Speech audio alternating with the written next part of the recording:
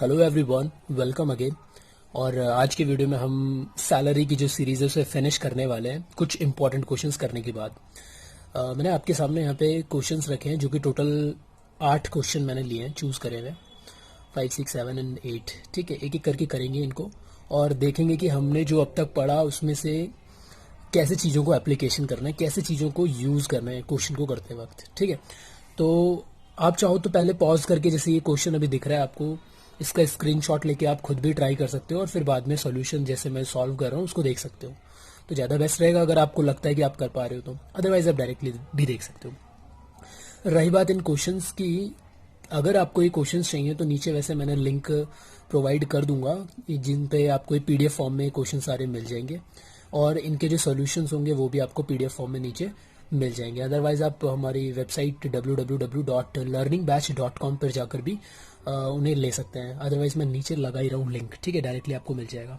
तो क्वेश्चन पढ़ लेते हैं फटाफट से, फिर इसका सॉल्यूशन देखते हैं। 8 क्वेश्चन है, वीडियो ज़्यादा लंबी ना बने तो इसलिए मैं टाइम वेस्ट नहीं करूँगा।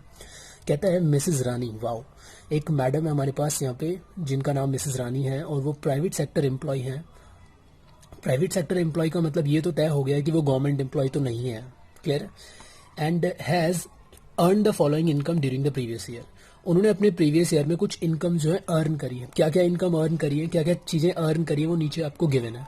उनको मिला बेसिक सैलरी, जाना पहचाना है बिल्कुल, डीए मिला, entertainment allowance, professional tax paid by employer on behalf of Mrs x.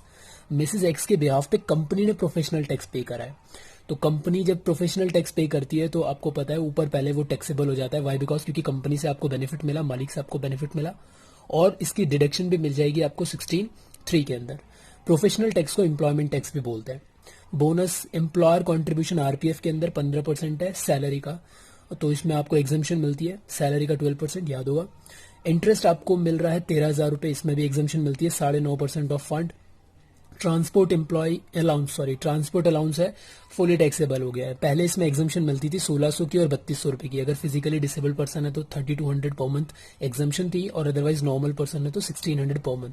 लेकिन इस साल से अब आपके सिलेबस में वो एग्जम्पशन जो है छीन ली गई है, मतलब गवर्नमेंट ने अलाउड नहीं करा है, गवर्नमेंट ने कहा है वो एग्जम्पशन अब नहीं मिलेगी। और आपको पता है उसके बदले एक डिडक्शन आ चुकी है नई 16(1)(a) की, जिसमें 40,000 का आपका डिडक्शन मिलता है। रीइंबर्समेंट ऑफ मेडिकल एक्सपेंस, जो मेडिकल खर्चों का अगर कंपनी आपको रीइंबर्स कर रही है, मान लो आपने कोई मेडिकल इलाज करवाया, अपना ट्रीटमेंट करवाया और उसका जो भी बिल था आपने भरा, लेकिन बाद में कंपनी आपको उस पैसे को दे रही है, रिटर्न कर रही है जब आप कंपनी को बताओगे भाई इतना खर्चा आ गया। तो ऐसे केस में पिछले साल तक यहाँ पे 15,000 रुपये तक की एग्जम्पशन मिलती थी, लेकिन गवर्नमेंट ने ये वाली एग्जम्पशन भी हमसे छीन ली है। तो दोनों क्वेश्चन में एक साथ आ गए जहाँ पे एग्जम्पशन छीनी है, ट्रांसपोर्ट अलाउंस के अंदर और रीइंबर्समेंट ऑफ मेडिकल एक्सपेंस के अंदर। इन दोनों की एग्जम्पशन छीन कर गवर्नमेंट ने हमें डिडक्शन दी है 16(1)(a) की, जो कि स्टैंडर्ड डिडक्शन है, क्लियर। टेलीफोन फैसिलिटी अगर आपको घर में मिल रहा है, ऑफिस में मिल रहा है, फुल्ली एग्जेम्प्टेड परक्यूजिट है, हमने परक्यूजिट एग्जेम्प्टेड वाली लिस्ट में पढ़ा था। एचआरए की ट्रीटमेंट आपको आती है। चिल्ड्रन एजुकेशन अलाउंस के बारे में बात कर रहे हैं यहाँ पे, लेकिन एक चीज याद रखना, 150 रुपये पर मंथ फॉर 3 चिल्ड्रन, यानी तीनों बच्चों के लिए 150 हर महीने मिल रहा है। तो एक बच्चे के लिए अगर मैं पता करूँ तो 50 रुपये एक बच्चे का हर महीने मिल रहा है, कुछ ऐसे। कई बच्चे समझते हैं कि 150 रुपये 3 बच्चों का मतलब 150 हर बच्चे का, पर यहाँ पे ना 3 चाइल्ड ईच ने लिखा हुआ, तीनों बच्चों के लिए 150 मिल रहा है हर महीने, क्लियर है। तो एक बच्चे का 50 रुपये होगा, ये हमें पता लग रहा है। She has been provided, motor car उसको दी है, and she lives in rented house in New Delhi. वो जो घर मिला था उसके बारे में यहाँ नीचे इन्फॉर्मेशन दे रखी है। तो हम सीधा सोल्यूशन पर चलते हैं और सोल्यूशन वैसे ऑलरेडी मैंने एक्सेल फाइल पे यहाँ पे सॉल्व करके रखा हुआ है, मैं आपको एक एक करके पॉइंट्स बताता चलूंगा, ठीक है। और साथ में जहाँ पे वर्किंग नोट की जरूरत होगी वहाँ पे वर्किंग नोट मैं खुद आपको बना के दिखाऊंगा, क्लियर है इतना। तो सॉल्यूशन शुरू करते हैं। सबसे पहले क्वेश्चन में रिटायरमेंट जैसी कोई बात नहीं बोली हुई है, सारी चीजें मल्टीप्लाई 12 से रहेंगी, इतना हमें ध्यान रखना है। बेसिक सैलरी आपको 35,000 पर मंथ मिल रहा है, तो सॉल्यूशन में 35,000 इंटू 12 करके आपका 4,20,000 आ जाएगा। कहीं पे अगर मेरे से मिस्टेक हो गई होगी कैलकुलेशन की, जैसे 35,000 इंटू 12 मैंने गलत कैलकुलेट कर दिया हो या कुछ और ऐसा ही, तो प्लीज यार आप मुझे कमेंट्स में कर देना कि क्वेश्चन में मिस्टेक है, फिर मैं देखूंगा वहां पे, क्लियर है।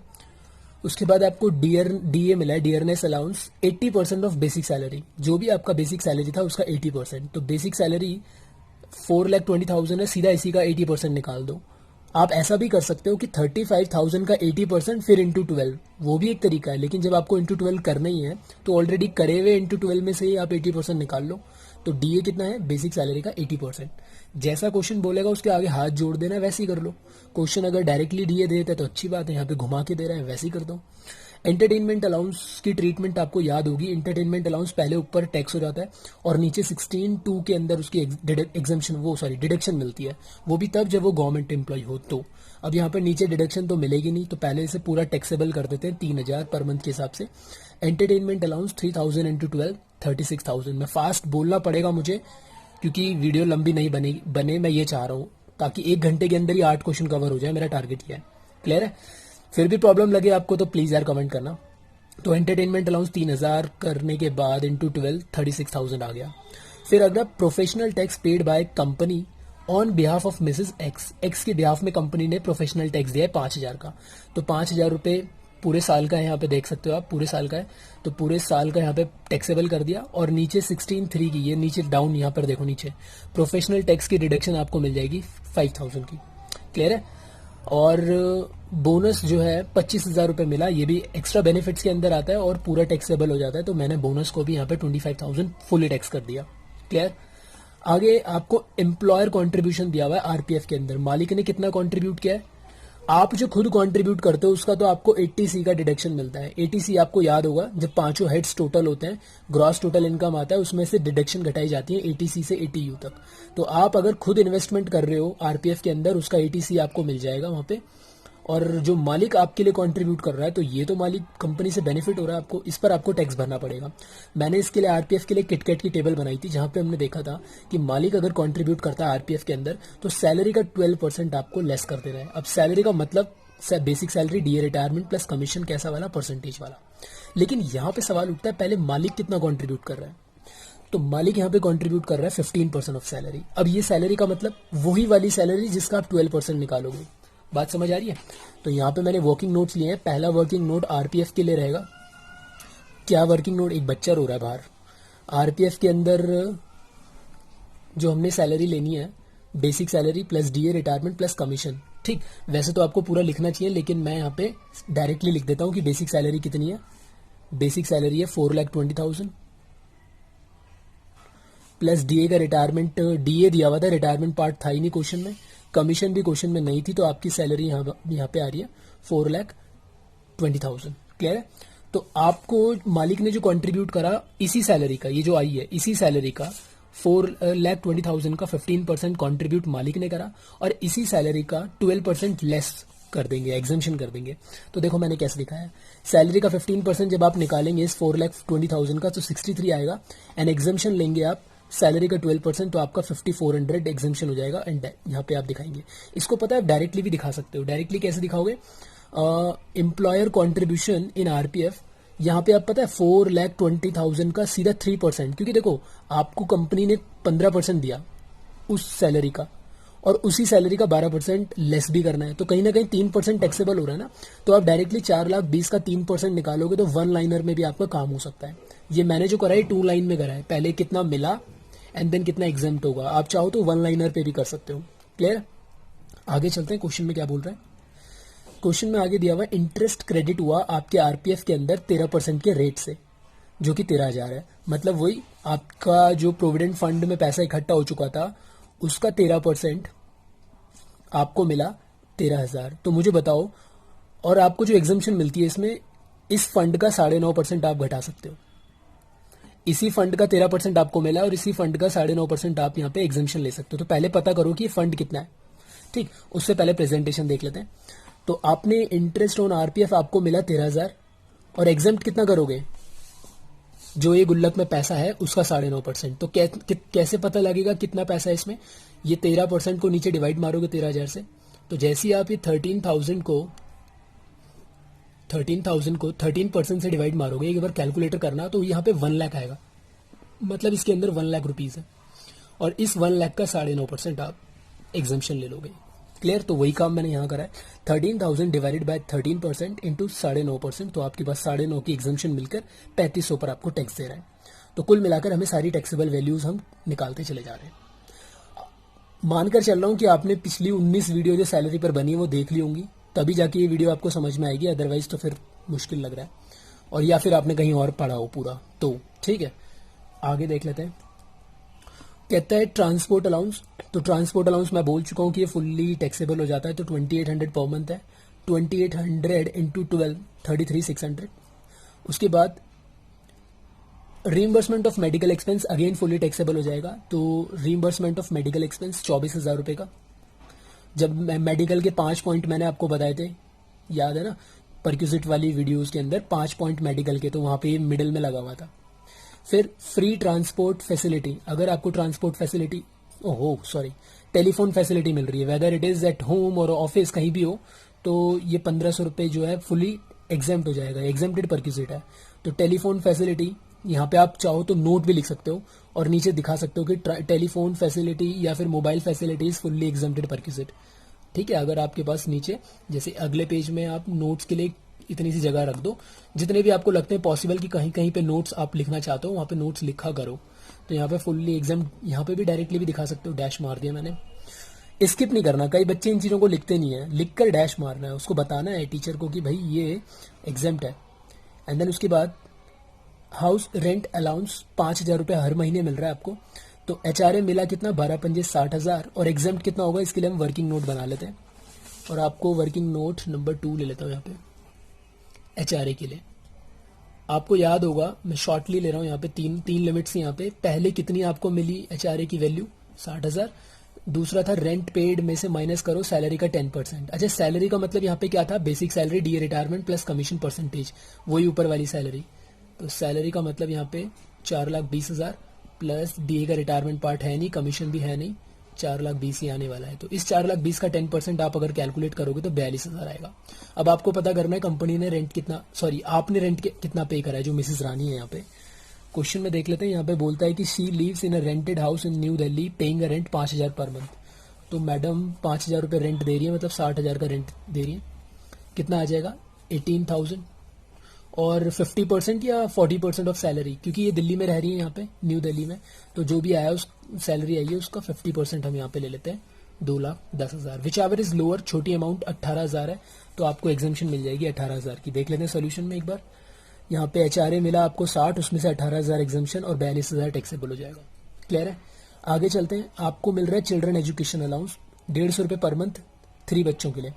तो 50 रुपये 3 बच्चे इंटू 12 कितना मिला, 1800। एग्जाम्प्ट कितना होता है, 100 रुपये तक माफी होती है। 100 रुपये की माफी नहीं बोली थी, 100 rupee, up to 100 rupees per month per child for maximum 2 children, ऐसे यहाँ पे लॉ लिखा हुआ था। तो 50 रुपये तक मिल रहा है, तो 50 रुपये तक तो वैसे ही माफ हो गया। 2 बच्चे तक माफ करना है 12 महीने तक, 1,200 रुपये की एग्जाम्शन, 600 रुपये आ गया। अच्छा, एक बार ना दूसरी तरफ से सोच के देखो, ये 600 रुपये वो है जो आपको बेनिफिट हुआ है।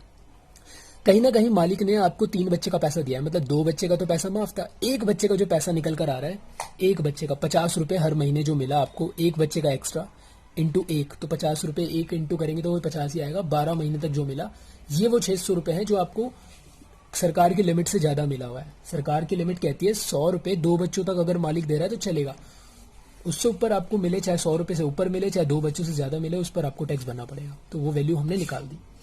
उसके बाद आपके पास लास्ट पॉइंट है, ये रहा, ये वाला पॉइंट तो उस पर ही कवर हो गया। She has been provided a motor car 2000 CC. 2000 CC को मैंने आपको बताया था, 2000 सीसी का मतलब है 2 लीटर क्यूबिक कैपेसिटी। भाई 1500 सीसी अगर दिया हुआ है तो इसका मतलब क्या है, 1.5 लीटर सीसी। क्लियर है, तो यहाँ पे 2000 सीसी बाय हर एम्प्लॉयर गाड़ी मालिक ने दी है for both official and personal purpose के लिए। और इसके आगे लिखा हुआ है the car expenses including driver salaries met by the employee. जो कार के खर्चे हैं ड्राइवर की सैलरी के साथ सारा कौन पे कर रहा है, एम्प्लॉय पे कर रहा है। तो मैंने आपको इसके लिए ना ट्रिक बताई थी, अगर आपको याद हो ट्रिक, तो क्या ट्रिक थी देखते हैं थोड़ा सा। R R R R R R, बहुत बार हो गया ना बार। अब ई आर उल्टा करो, आर ई आर। फिर क्या था, ऑफिस, ऑफिस किस पर्पज के लिए है, बोथ, बोथ पर्सनल, बोथ, कुछ नहीं, limit, limit, formula and formula, ऐसे तरीके से मैंने कोई ट्रिक बताई थी। अब ढूंढ लेते हैं बोथ पर्पज के लिए, तो बोथ तो एक ये भी है, बोथ तो ये भी है, और बोथ एक ये भी है। गाड़ी कौन दे रहा है, मालिक, खर्चे एम्प्लॉय। गाड़ी मालिक, खर्चे एम्प्लॉय तो हट गया, गाड़ी मालिक, खर्चे एम्प्लॉय, गाड़ी मालिक, ये बच रहा है, ये वाला लिमिट आ रहा है आपका। तो ये वाले लिमिट में क्या था, यहाँ पे यहाँ था आपका 600 प्लस 900, अगर कंपनी ने गाड़ी दिया है तो, वो ड्राइवर दिया है तो 900 प्लस 900। ठीक, ऊपर वाली लिमिट कब कब यूज करनी है, जब जो गाड़ी की कैपेसिटी है अप टू 1.6 लीटर तक की हो, और अगर अबव ऐसे अबव 1.6 लीटर की भी कैपेसिटी है तो ये नीचे वाली। कई बच्चे ऐसे हैं जो यूं पूछ रहे हैं कि अगर 1.6 हुई तो, अरे 1.6 हुई तो वो ऊपर में ही तो कवर हो गया, अप टू 1.6 तक इतनी वाली लिमिट लेनी है।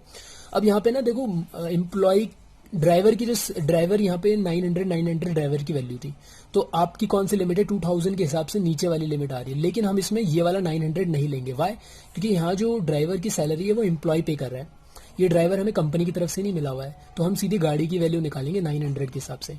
ठीक, तो देखते हैं इसमें कितनी वैल्यू आएगी वहां पे।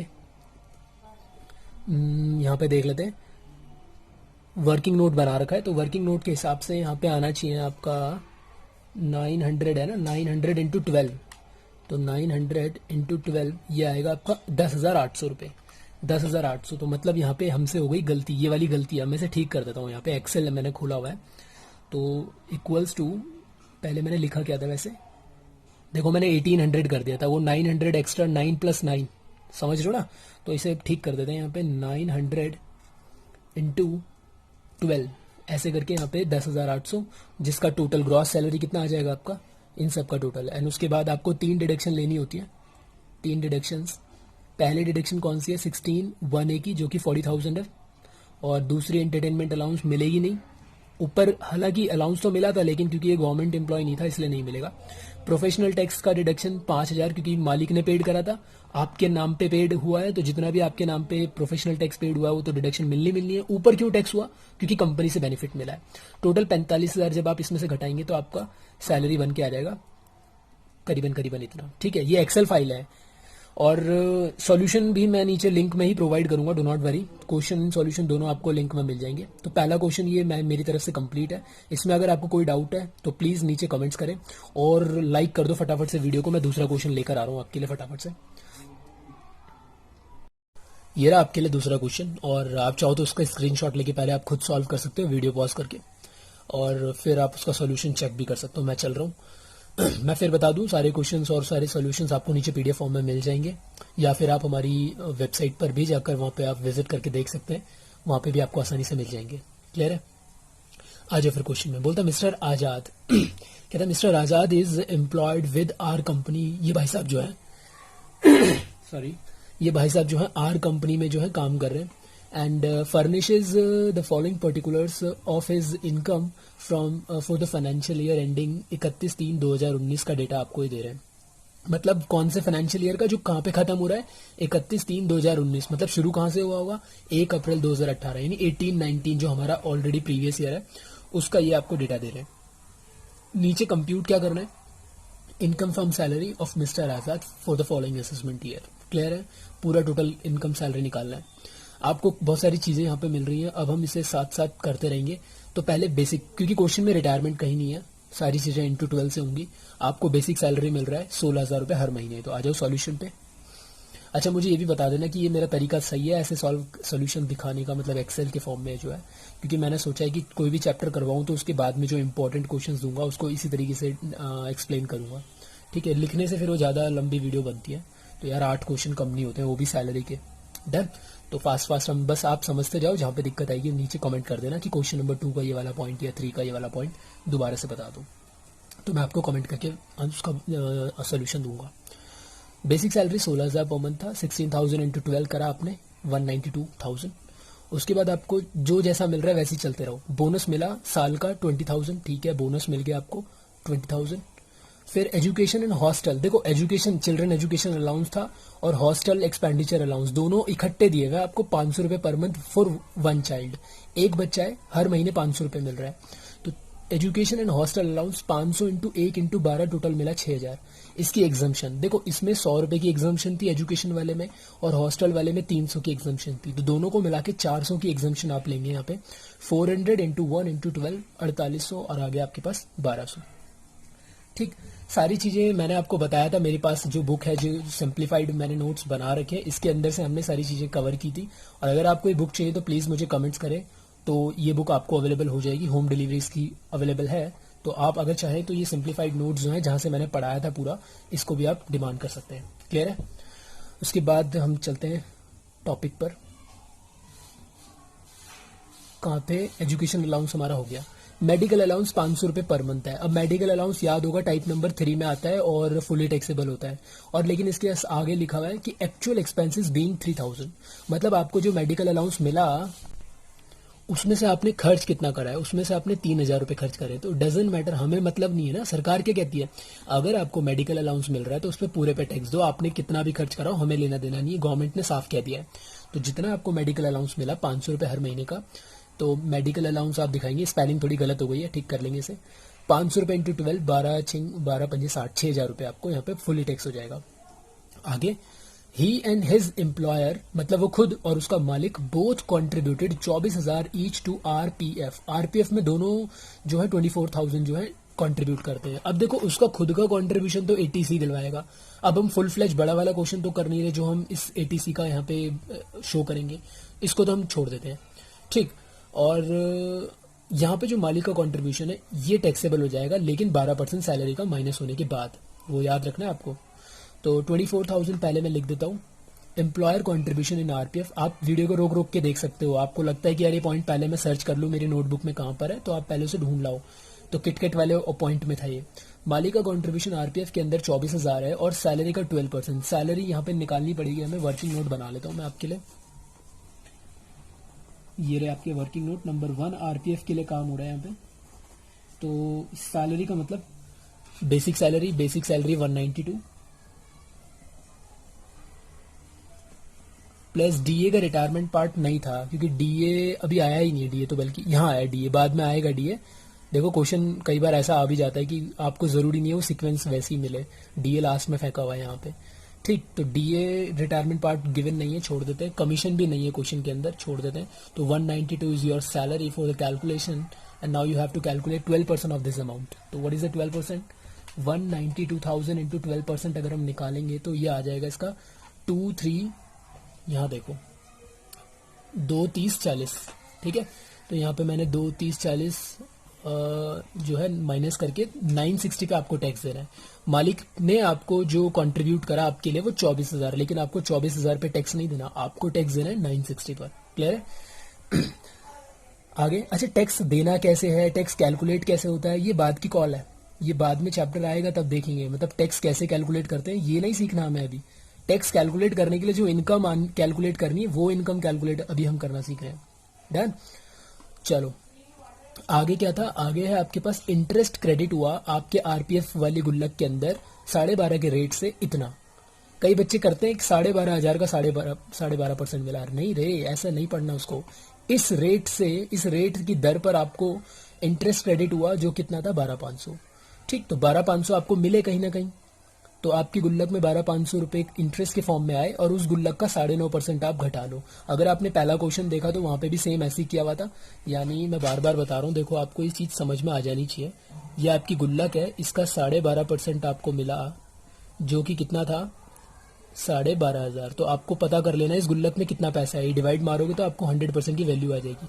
और उसी गुल्लक का 9.5% आप यहाँ घटा लेंगे, ठीक है, और टैक्सेबल हो जाएगा। तो आप कैसे करेंगे, 12,500 सॉरी डिवाइडेड बाय 12.5%, तो ये फिगर आएगी 1 लाख और उसका 9.5%, 9,500 एंड 3,000 टैक्सेबल हो जाएगा। इतना क्लियर है? आगे चलते हैं। आगे हमें मिल रहा है इंटरेस्ट के बाद, he was provided with unfurnished residential house by employer at Kolkata. तो कोलकाता में आपको एक घर मिल रहा है यहाँ पे मालिक की तरफ से, अनफर्निश्ड है। The employer paid 4,000 per month as rent to the landlord. अब जो मालिक है उसके लिए 4,000 रुपए मकान मालिक को रेंट पे कर रहा है उस घर के लिए। तो कंपनी का ये घर खुद का नहीं है, तो साफ दिख रहा है कंपनी ने किराए पे लेकर दिया हुआ है। एंड डिडक्टेड 600 रुपए per month from the salary. और एम्प्लॉय जो मिस्टर आजाद है, मिस्टर आजाद को कंपनी ने घर दिया जो कि कंपनी ने किराए पे लेकर दिया हुआ है 4,000, और मिस्टर आजाद की सैलरी में से 600 रुपए काटे जा रहे हैं। बात समझ में आ रही है ना? परक्यूजिट, अगर आपको कोई भी परक्यूजिट मिलता है और उसके लिए कोई भी अमाउंट आप पे करते हो तो वो लेस किया जाता है। तो पहले तो हम उस घर की वैल्यू निकाल लेते हैं। तो अगर आपको चार्ट याद हो, आप अपने चार्ट्स ओपन कर लें। वहां पे हमने देखा था कि अनफर्निश्ड अकोमोडेशन के लिए कैसे था, याद करो। ये था एक मिनट मैं भी याद कर लूँ क्या था, गवर्नमेंट था, नॉन गवर्नमेंट था। हाँ, या तो ये गवर्नमेंट वाले को मिलेगा, आपको चेक करना, या ये नॉन गवर्नमेंट वाले को मिलेगा। गवर्नमेंट वाले को मिलेगा तो लाइसेंस फी पर ये बेस्ड होती है value, perquisite value. Non government वाले के लिए चेक करना है कि कंपनी का खुद का है, ये कंपनी ने किराए पे लेकर दिया है, और हमारा केस कंपनी ने किराए पे लेकर दिया है, और ऊपर से नॉन गवर्नमेंट भी है। ठीक है, क्योंकि गवर्नमेंट के लिए तो कहीं पे जिक्र किया ही नहीं है इसने। तो नॉन गवर्नमेंट में किराए पे लेकर दिया, और किराए पे लेकर दिया है का मतलब रेंट फ्री अनफर्निश्ड अकोमोडेशन की वैल्यू चल रही है। तो किराए पे लेकर दिया है, वहां पे क्या थी, दो लिमिट्स थी। एक तो जो भी रेंट कंपनी पे कर रही है, rent paid by company, and salary का 15% ऑफ सैलरी। तो कितना रेंट पे कर रही है कंपनी, रेंट पे 4,000 पर मंथ, तो कितना आ जाएगा, 12 चौक के 48,000 रुपए। क्लियर है। और सैलरी का 15%। यहाँ सैलरी का मीनिंग जो है थोड़ी लंबी सैलरी थी, याद हो अगर आपको। बेसिक सैलरी मैं लिख देता हूँ पहले इसको, तो बेसिक सैलरी प्लस डीए का रिटायरमेंट पार्ट प्लस कमीशन, यहाँ पे नॉर्मल वाला है पर मंथ वाला, plus bonus plus other allowances. और इसके अलावा जो नई चीज जो मैंने एरर में सॉरी भी मांगा था और आपको लास्ट वीडियो में बताया था कि और इसमें क्या ऐड होना है, other monetary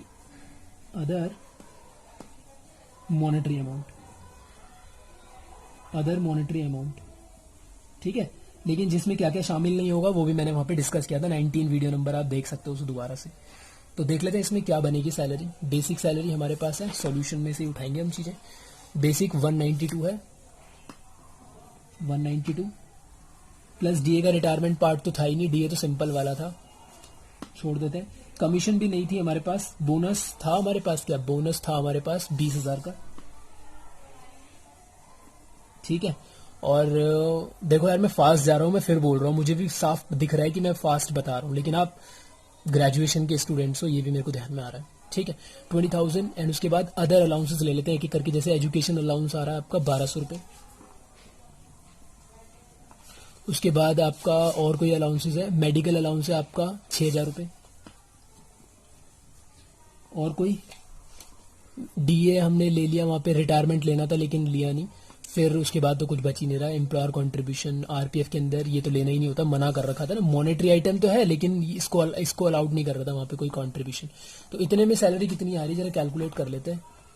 192 plus 20,000 plus 1,200 plus 6,000, तो ये आ रही है 219,200 और इसका निकाल लेता हूं मैं 15%, तो ये 32,880 इनमें से जो छोटी वैल्यू है वो आपका परक्यूजिट हो जाएगा। तो 32,880 छोटी वैल्यू है, ये आपका परक्यूजिट हो जाएगा। तो यहाँ पे मैंने दिखाया है, कहाँ है यहाँ पे हमारा, ये अनफर्निश्ड अकोमोडेशन, याद दिख रहा है ना, अनफर्निश्ड अकोमोडेशन है आपका 32,880, लेकिन इसमें से लेस करेंगे amount paid by employee. Employee कितना पेड कर रहा है, क्वेश्चन में क्या था, क्वेश्चन में था एम्प्लॉय पे कर रहा है 600 रुपये per month from his salary. ध्यान से पढ़ो क्वेश्चन को एक बार, 600 रुपये पर मंथ। तो 600 के हिसाब से कितना बनेगा, यहाँ पे लिख देता हूँ मैं, अगर आपको लिखवाना है तो यहाँ पे लिख देते हैं इसे ऐसे करके,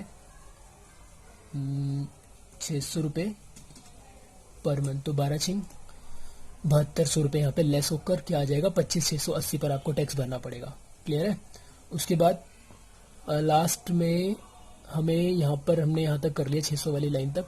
ही वॉज प्रोवाइडेड, क्या लिखा है, he was provided with Maruti car 1000 यानी 1000 सीसी की आपको गाड़ी मिल रही है। ये ना पैसिव वॉइस है, इंग्लिश ग्रामर अगर आप ध्यान हो आपको, तो ही वॉज प्रोवाइडेड, उसे दिया गया, उसने प्रोवाइड नहीं करा है, उसको दिया गया मारुति गाड़ी, तो ऑब्वियसली बात है कंपनी ने दी होगी। For is personal and official purpose के लिए बाय द एम्प्लॉयर, मालिक ने दिया मतलब कंपनी ने दिया। हु इनकर्ड, अब हु मतलब यहाँ पे किसकी बात कर रहा है, एम्प्लॉयर की, जिसने इनकर्ड किया all expenses including the salary of driver, सारे खर्चे मालिक ने। अब यहाँ पे वो जो ट्रिक थी आरआर वाली उसको मैं फिर से यूज कर लेता हूँ, और मालिक ने गाड़ी दी, मालिक के खर्चे बोथ पर्पस, तो बोथ के 3 है, 1 2 3, मालिक ने गाड़ी दी, मालिक के खर्चे, ये नहीं हो रहा, ये नहीं हो रहा, तो यही बच रहा है। और इसमें 2 लिमिट्स थी आपके पास, ऊपर वाली लिमिट कितनी थी 1800 प्लस 900, एंड नीचे वाली लिमिट कितनी थी 2400 प्लस 900, और 900 भी लेंगे क्योंकि ड्राइवर भी मालिक ही दे रहा है। तो हम कौन से ले लेते हैं, इसमें 1000 बोला हुआ है, 1000 सीसी, 1000 सीसी मतलब 1 लीटर सीसी, 1.6 से कम है ऊपर वाली। तो 1800 प्लस 900 दोनों को जोड़ो कितना आएगा 2700 और इंटू 12। बात समझ रहे हो। कई बच्चे क्या गलती कर देते हैं, ऐसे करते हैं बच्चे 1800 900 इंटू 12, उनकी अलग ही मैथ्स चल रही होती है। तो यार ये मत करना। बच्चे क्या करते हैं 900 इंटू 12 कर देंगे। अरे भाई ये ब्रैकेट में लो ना, इसको पहले ब्रैकेट सॉल्व करो, इन दोनों को टोटल करो 2700 और इंटू 12 करो, कितना आएगा। तो आप उसे करोगे तो आपके पास निकल कर आएगा ऐसे करके 32,400 आ जाएगा। 32,400 उसके बाद कुछ था नहीं शायद वहां पे क्वेश्चन में लास्ट में लिखा है ही पेड कर रहा है। तो जब आपकी पॉकेट से कुछ जाता है तो आपको डिडक्शन या एग्जाम्पशन मिलती है, और जब आपकी पॉकेट में कुछ आता है तो वो टैक्सेबल होता है। तो ये पेड कर रहा है तो यहाँ पे कुछ हमें डिडक्शन वगैरह मिलेगी। और क्या पेड कर रहा है, एम्प्लॉयमेंट टैक्स। एम्प्लॉयमेंट टैक्स को प्रोफेशनल टैक्स भी कहते हैं। तो 16,3 की डिडक्शन मिलेगी। सॉरी ठीक है। तो यहाँ पे आपने देखा कि जब टोटल कर लेंगे ग्रॉस सैलरी आएगा। पहले डिडक्शन ये तो सभी को मिलती है 40,000 की, और ये प्रोफेशनल टैक्स 1,000, टोटल 41,000 आप जब घटा दोगे तो आपके पास जो इनकम फ्रॉम सैलरी बनेगा 264,240 बनेगा। आई होप आपको फिर समझ में आया क्वेश्चन। कहीं पे दिक्कत लगे प्लीज मुझे बता देना, और पसंद आ रहा है तो लाइक कर दो, नहीं तो फिर डिसलाइक है ही। दोस्तों में भी शेयर करो, बहुत अच्छी वीडियो बनने वाली है। हालांकि लंबी हो जाएगी लेकिन कोई बात नहीं, 2 क्वेश्चन हमने कर लिए, तीसरे क्वेश्चन पे मैं जा रहा हूँ। स्क्रीनशॉट लो या फिर नीचे लिंक पर से इस क्वेश्चन के सॉल्यूशन को ले लो आप। थर्ड क्वेश्चन पे चलेंगे अभी थोड़ी देर में। लो इसका स्क्रीनशॉट फटाफट। आ जाओ भाई, फर्स्ट हो गया, सेकंड हो गया, थर्ड क्वेश्चन पे आ जाओ। कहता है मनीष गिरी, कोई भाई साहब यहाँ पे, has furnished the following details with regard of his income for the year ended 31/3/2019 यानी 18-19 का डेटा आपको नीचे गिवन है जो उन्होंने कमाया। ये क्या हो गया भाई इसमें, एक मिनट हो गया सही। तो यहाँ पे क्या क्या मिला है, बेसिक सैलरी। सीधा करते हैं, मैंने क्वेश्चन में आपको थोड़ी हेल्प कर देता हूँ कि इसमें कोई रिटायरमेंट नहीं है, ठीक है, इतनी मैंने आपकी मदद कर दी। तो बेसिक सैलरी क्वेश्चन का सॉल्यूशन मैंने यहाँ पे दे दिया आपको। कितनी मिल रही है यहाँ पे बेसिक सैलरी, 8,000 रुपये हर महीने। तो 12,96,000 रुपये आपका पूरे साल का बेसिक मिला होगा आपको, उस पूरे पे टैक्स दोगे। बेसिक सैलरी फुली टैक्सेबल होता है, ठीक। डीए मिल रहा है आपको 3,500 इंटू 12 कर दोगे आप, 42,000 का डीए हो गया आपका, फुली टैक्सेबल हो जाता है। डीए टाइप 3 के अंदर आता है, और डीए के अंदर कोई रिटायरमेंट पार्ट नहीं दिया हुआ है। क्लियर है। Transport allowance for travelling from residence to office, office to back वगैरह वगैरह उसने पूरा स्पेंड कर दिया, मतलब नहीं है। ट्रांसपोर्ट अलाउंस टाइप 3 के अंदर आता है, और अब ये फुली टैक्सेबल होता है।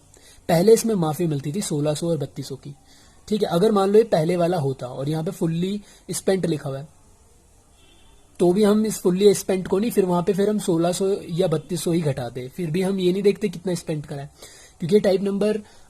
अच्छा सुनो, मैं क्या कहना चाह रहा हूँ, पहले पिछले साल तक ट्रांसपोर्ट अलाउंस में लिमिट बेसिस पे एग्जाम्पशन मिलती थी 1,600 और 3,200 की। अगर मान लो ये पिछले साल वाला क्वेश्चन कर रहे होते हैं हम अभी, पिछले साल के रूल को फॉलो करते हुए, तो हम यहाँ पे ये इग्नोर करना पड़ता कि उसने कितना खर्च करा है, क्योंकि ये स्पेंट बेसिस पे एग्जाम्पशन नहीं मिलेगी, यहाँ पे लिमिट बेसिस पे मिलती अगर हम लिमिट वाला जो है रूल फॉलो कर रहे होते। अब क्योंकि आपकी सिलेबस में इस साल से वो एग्जाम्पशन जो मिलती थी, अब वो लिमिट जो है हटा दी गवर्नमेंट ने, कहा कि ट्रांसपोर्ट अलाउंस अब फुली टैक्सेबल हो जाएगा। तो 2,000 इंटू 12 कर देंगे और ये फुली टैक्सेबल कर देंगे 24,000 रुपए का। क्लियर है। एजुकेशन अलाउंस मिल रहा है 90 रुपए per month for each of his 3 children, तीनों बच्चों के लिए, हर एक के लिए 90 रुपए मिल रहा है। 3 बच्चे हैं इस भाई साहब के। चिल्ड्रन एजुकेशन अलाउंस 90 रुपए इंटू 3 इंटू 12 32-40 और एग्जाम हो जाएगा। 100 रुपए तक माफ होता है, तो ये पूरा माफ हो जाएगा 90 रुपए, लेकिन ये 2 बच्चों तक माफ होगा, तो ये निकल कर आएगा 2160 और ये टैक्सेबल हो जाएगा 1080। क्लियर। जब हमने चिल्ड्रन एजुकेशन अलाउंस करा था वहां पे मैंने बहुत सारे एग्जांपल्स बताए थे आपको, वहां से हमने सीखा था कि इसकी ट्रीटमेंट कैसे करनी है। आगे चलते हैं। Personal medical bill for the treatment of mister x reimburse by the employer, company reimburse कर रही है। यहाँ पे कंपनी जब रीइंबर्स करती है कोई मेडिकल बिल, मेडिकल खर्चे, तो पिछले साल तक तो उसमें 15,000 तक की माफ थी, लेकिन अब माफी नहीं है।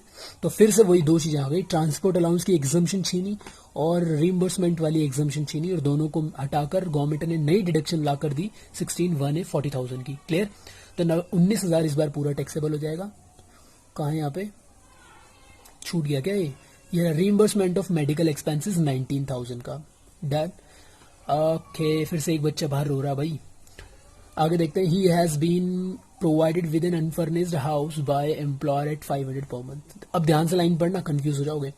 ही हैज़ बीन प्रोवाइडेड, उसको गाड़ी उसको दिया गया क्या, अनफर्निश्ड हाउस अकोमोडेशन, एक घर दिया गया उसको अनफर्निश्ड बाय एम्प्लॉयर इस रेट पर, मतलब एम्प्लॉय 500 रुपये हर महीने पे कर रहा है उस घर के लिए, है ना। ये जो मनीष गिरी हैं इनको एम्प्लॉयर ने एक घर दिया है 500 रुपये पर, जिसके लिए for which the employer is paying a monthly rent 5,000, और ये एम्प्लॉयर ने किराए पे लेकर दिया हुआ है। इससे पिछले क्वेश्चन में भी हमने वही किया था, फिर से वही कर लेते हैं। यहाँ पे हम वर्किंग नोट ले लेते हैं और वर्किंग नोट रहेगा रेंट फ्री, ये 1 नंबर है, अनफर्निश्ड अकोमोडेशन। ठीक है, तो बताओ मुझे कौन सा केस है ये, गवर्नमेंट है नॉन गवर्नमेंट है। गवर्नमेंट के लिए तो कहीं नहीं बोला हुआ, कई बार नीचे लिखा होता है assume he is a government, तो ये चीज देख लेनी चाहिए। तो ऐसा कुछ नहीं है, नॉन गवर्नमेंट है, कंपनी का खुद का है, किराए पे लेकर दिया हुआ है, किराए पे लेकर दिया हुआ है, तो 2 लिमिट्स। कंपनी कितना रेंट पे कर रही है, 5,000, 12 पंजे 60,000 पूरे साल का, और सैलरी का 15%।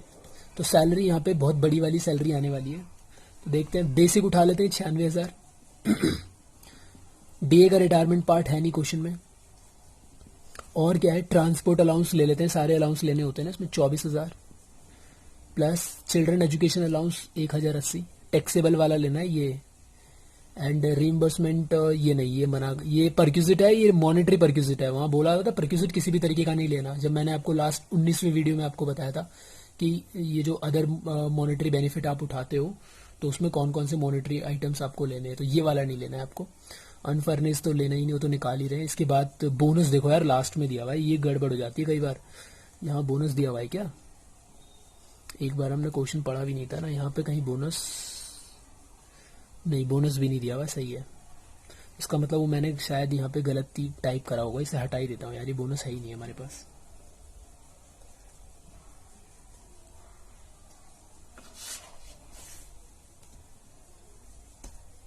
ठीक है, बोनस मैंने वहां से हटा दिया। तो हम यहाँ पे काम कर रहे हैं अनफर्निश्ड अकोमोडेशन में और इसकी वैल्यूएशन कर रहे हैं। इतनी चीजें हमारे पास, तो इनको टोटल कर लेते हैं। सैलरी आ जाएगी हमारे पास 96,000 प्लस 24,000 प्लस 1080, तो ये आएगा 121080। इसका 15% यहाँ ले लेते हैं, ये आ रहा है आपका 18,162, विच एवर इज लोअर, ये लोअर आ रहा है। तो ये अकोमोडेशन की वैल्यू आ गई। तो रेंट, ये अनफर्निश्ड अकोमोडेशन की वैल्यू 18,162, बिल्कुल सही।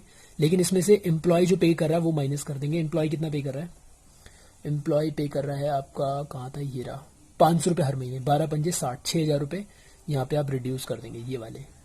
क्लियर है, आगे चलते हैं। His contribution to companies RPF, company के आरपीएफ में इसका खुद का कंट्रीब्यूशन 1,000 रुपये हर महीने है। इसके कंट्रीब्यूशन से तो हमें लेना देना नहीं है, क्योंकि हम यहाँ पे फुल सैलरी निकाल रहे हैं। जब हम बड़े क्वेश्चन कर रहे होते हैं तब वहां पे एटीसी की रिडक्शन ली जाती है, इसको अभी इग्नोर कर देते हैं। एंड द एम्प्लॉयर कितना कंट्रीब्यूट कर रहा है, इक्वल अमाउंट, सेम बिल्कुल 1,000 रुपये उसी की तरह। तो यहाँ पे देख लेते हैं पहले इसको, मालिक ने कंट्रीब्यूट कितना किया, 1,000 इंटू 12, 12,000। सैलरी का 12% माफ कर देते हैं। तो यहाँ सैलरी क्या होगी, इसके लिए आपको आरपीएफ में ना, आरपीएफ के अंदर सैलरी का मीनिंग होगा बेसिक सैलरी 96, डे का रिटायरमेंट पार्ट है नहीं, कमीशन परसेंटेज वाला है नहीं, यही 3 था। तो 96,000 का आप क्या ले लोगे, 12% ले लोगे। तो इसका 12% कितना आएगा आपका, 11,520। तो 11,520 आप जब 12% निकालोगे सैलरी का, लेस करके 480 पर आपको टैक्स देना होगा। हो गया, आगे अब ध्यान से देखो, एक ही लाइन में 2-3 चीजें लिखी हुई थी। तो पहले बोला था employer contribution is equal amount, and अब नई चीज ऑल्सो पेड, मतलब जो मालिक है क्या पेड कर रहा है, mister X's life insurance premium amounting 4,800 रुपए। क्लियर है, मतलब वो इंश्योरेंस प्रीमियम पे कर रहा है, उसका कौन सा, लाइफ इंश्योरेंस। और मैंने जब आपको मेडिकल के 5 पॉइंट बताए थे तो वहां पे बताया था कि अगर मालिक हेल्थ इंश्योरेंस पॉलिसी यानी मेडिकल इंश्योरेंस पॉलिसी का प्रीमियम पे कर रहा है तो फुल्ली एग्जेम्प्ट था, लेकिन लाइफ इंश्योरेंस पॉलिसी का प्रीमियम पेड कर रहा है तो ये अगेन परक्यूजिट है और इस पर आपको टैक्स भरना पड़ता है पूरे पे। आप मेडिकल के 5 पॉइंट एक बार चेक कर लो जाकर। तो 4,800 फुल्ली टैक्सेबल हो जाएगा, मालिक ने पेड हमारे लिए करा ना। तो यहाँ पर वो जो बोनस था ना उसके बदले इसको लिख देते हैं यहाँ पे प्रीमियम, इसको कैपिटल लेटर में लिख देते हैं, premium for life insurance. Insurance by employer. Clear है? कितना? 4800 था, 4800 था, कितना था? 4800 था। ठीक है, तो ऐसे करके इसको हमें डील करना था यहाँ पे। हालांकि ये ऊपर नीचे हो गया, चलेगा, इतना दौड़ेगा। आगे देखें, आगे इंटरेस्ट जो क्रेडिट हुआ प्रोविडेंट फंड के अंदर 11.5% के रेट से इतना। फिर अगेन वही आपको ध्यान रखना है, मैं बार बार बताया जा रहा हूँ आपको कि वो जो आपके पास गुल्लक है उसका 11.5% आपको मिला, जो कि 11,500 मिला। आप पता कर सकते हो यहाँ कितना होगा, यहाँ 1 लाख होगा। चेक करके देखो, 11,500 डिवाइडेड बाई 11.5% करके देखेंगे तो 1 लाख आएगा। उस 1 लाख का 9.5% आप घटा लो, तो 9.5 घट के इतने पर आप टैक्स दोगे बचे हुए पे। तो उसकी प्रेजेंटेशन कैसे करेंगे हम? यहाँ पर इंटरेस्ट जो मिला है आपको 11,500 मिला है, 11,500 डिवाइडेड बाय 11.5 करोगे तो 100% वैल्यू आ जाएगी 1 लाख। उसका 9.5 हटा घटाए और 2,000 टैक्सेबल हो जाएगा। और क्वेश्चन में बाकी कुछ था नहीं। कंप्यूट सैलरी इनकम, अच्छा नीचे बोला था assume he is living Kanpur, और कानपुर की पॉपुलेशन दी है कंफ्यूज करने के लिए। जो आपको ऊपर घर मिला था वो घर आपको ये बताना चाह रहा है कि वो कानपुर में रह रहा है और वहाँ की पॉपुलेशन, ताकि आप पॉपुलेशन वाली जगह पर कैलकुलेशन ले जाओ अपनी। लेकिन यहाँ तो साफ बोल दिया था कि कंपनी ने उसके लिए रेंट पे करा है, मतलब कंपनी ने रेंट पे लिया हुआ है। तो पॉपुलेशन तो एक जनरल सी इन्फॉर्मेशन है, दे भी दी तो आप कंफ्यूज क्यों हो रहे हो? ठीक है, इसका इस्तेमाल करना ही नहीं था क्वेश्चन में। टोटल करेंगे, ग्रॉस सैलरी आएगा, ये डिडक्शन तो घटानी ही घटानी है। 40,000 की 16,182 के बारे में कुछ बोल दिया नहीं था, प्रोफेशनल टैक्स कहीं पे दिया नहीं था। 40,000 घटाओ और अपना वैल्यू लेकर आओ।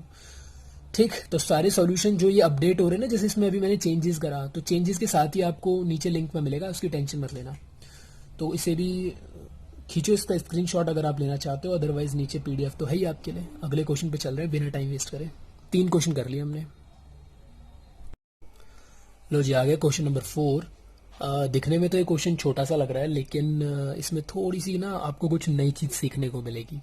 अब क्या है इसमें देख लेते हैं एक बार। फॉलोइंग पर्टिकुलर्स आपको दिया हुआ है, मिसेज आर मैडम है कोई, 18-19 का डेटा दिया है। Salary 15,000 per month. अच्छा, ये सैलरी ना बेसिक सैलरी होती है एक्चुअली, तो सैलरी 15,000 रुपये पर मंथ है। और कॉन्ट्रीब्यूशन टू प्रोविडेंट फंड, अब प्रोविडेंट फंड ये भी नहीं पता कौन सा है, तो कहते हैं कॉन्ट्रीब्यूशन हुआ है प्रोविडेंट फंड। देखो अगर कहीं पे भी नहीं लिखा हुआ कौन सा प्रोविडेंट फंड है नीचे, तो हम इसे आरपीएफ मानेंगे, नो डाउट, उसमें तो कोई डाउट नहीं होना चाहिए। कहता है कंट्रीब्यूशन किया प्रोविडेंट फंड के अंदर सैलरी का 14%। The employer also contribute a similar amount, मालिक भी सेम अमाउंट कंट्रीब्यूट कर रहा है। ठीक है, अच्छी बात है। अब सैलरी का 14% मतलब सैलरी, मतलब वही सैलरी जो प्रोविडेंट फंड में यूज होती है। ठीक है, इंटरेस्ट क्रेडिट हुआ प्रोविडेंट फंड के अंदर 13% के रेट से 18,200 का, बड़ी अच्छी बात है। She is provided bye her employer, उसको क्या दिया गया है अपने मालिक द्वारा, with rent free unfurnished house in Delhi में उसे घर मिला है। Rent paid by the employer 24,000 for a year. अब जो घर मिला है उसके लिए मालिक जो रेंट पे कर रहा है वो 24,000 साल का कर रहा है। तो मतलब कंपनी का खुद का नहीं, किराए पे लेकर दिया हुआ है। वही जो क्वेश्चन नंबर 3 और 2 में करा था, सेम वैसे इसमें भी करना है। प्रोसीड्स का मतलब होता है यहाँ पे आपको कुछ मिला है of life insurance policy on maturity. देखो आपने जब लाइफ इंश्योरेंस ली होती है अपनी लाइफ के अंदर, तो आप याद रखना मेरी बात ध्यान से जरा, ये मान लीजिए कुछ साल है, आप हर साल एक प्रीमियम पे करते हो, तो जो आपकी पॉकेट से प्रीमियम जाता है उसका आप 80C डिडक्शन ले पाते हो हर साल। लेकिन मान लो ये आपने पॉलिसी 10 साल की ली है, 5 साल की ली है, 20 साल की ली है, जब वो 20 साल, 5 साल, 10 साल, जितने भी साल की पॉलिसी है, जब खत्म हो जाएगी तो मेच्योरिटी डेट बोलते हैं उसको, वहां पर आपको जितना भी पैसा आपका जमा हुआ है, देखो जब कोई पर्सन LIC लेता है तो अगर सपोज दैट डेथ हो गई तो पैसा तो मिलेगा, तब मिलता है फैमिली को जितने की भी वो पॉलिसी थी। लेकिन उसका मेच्योरिटी डेट पर वो जो अमाउंट आपको वहां से मिलता है वो सारा पैसा जो है टैक्स फ्री होता है, एग्जेम्प्ट होता है बिल्कुल, अंडर सेक्शन 10(10)(D).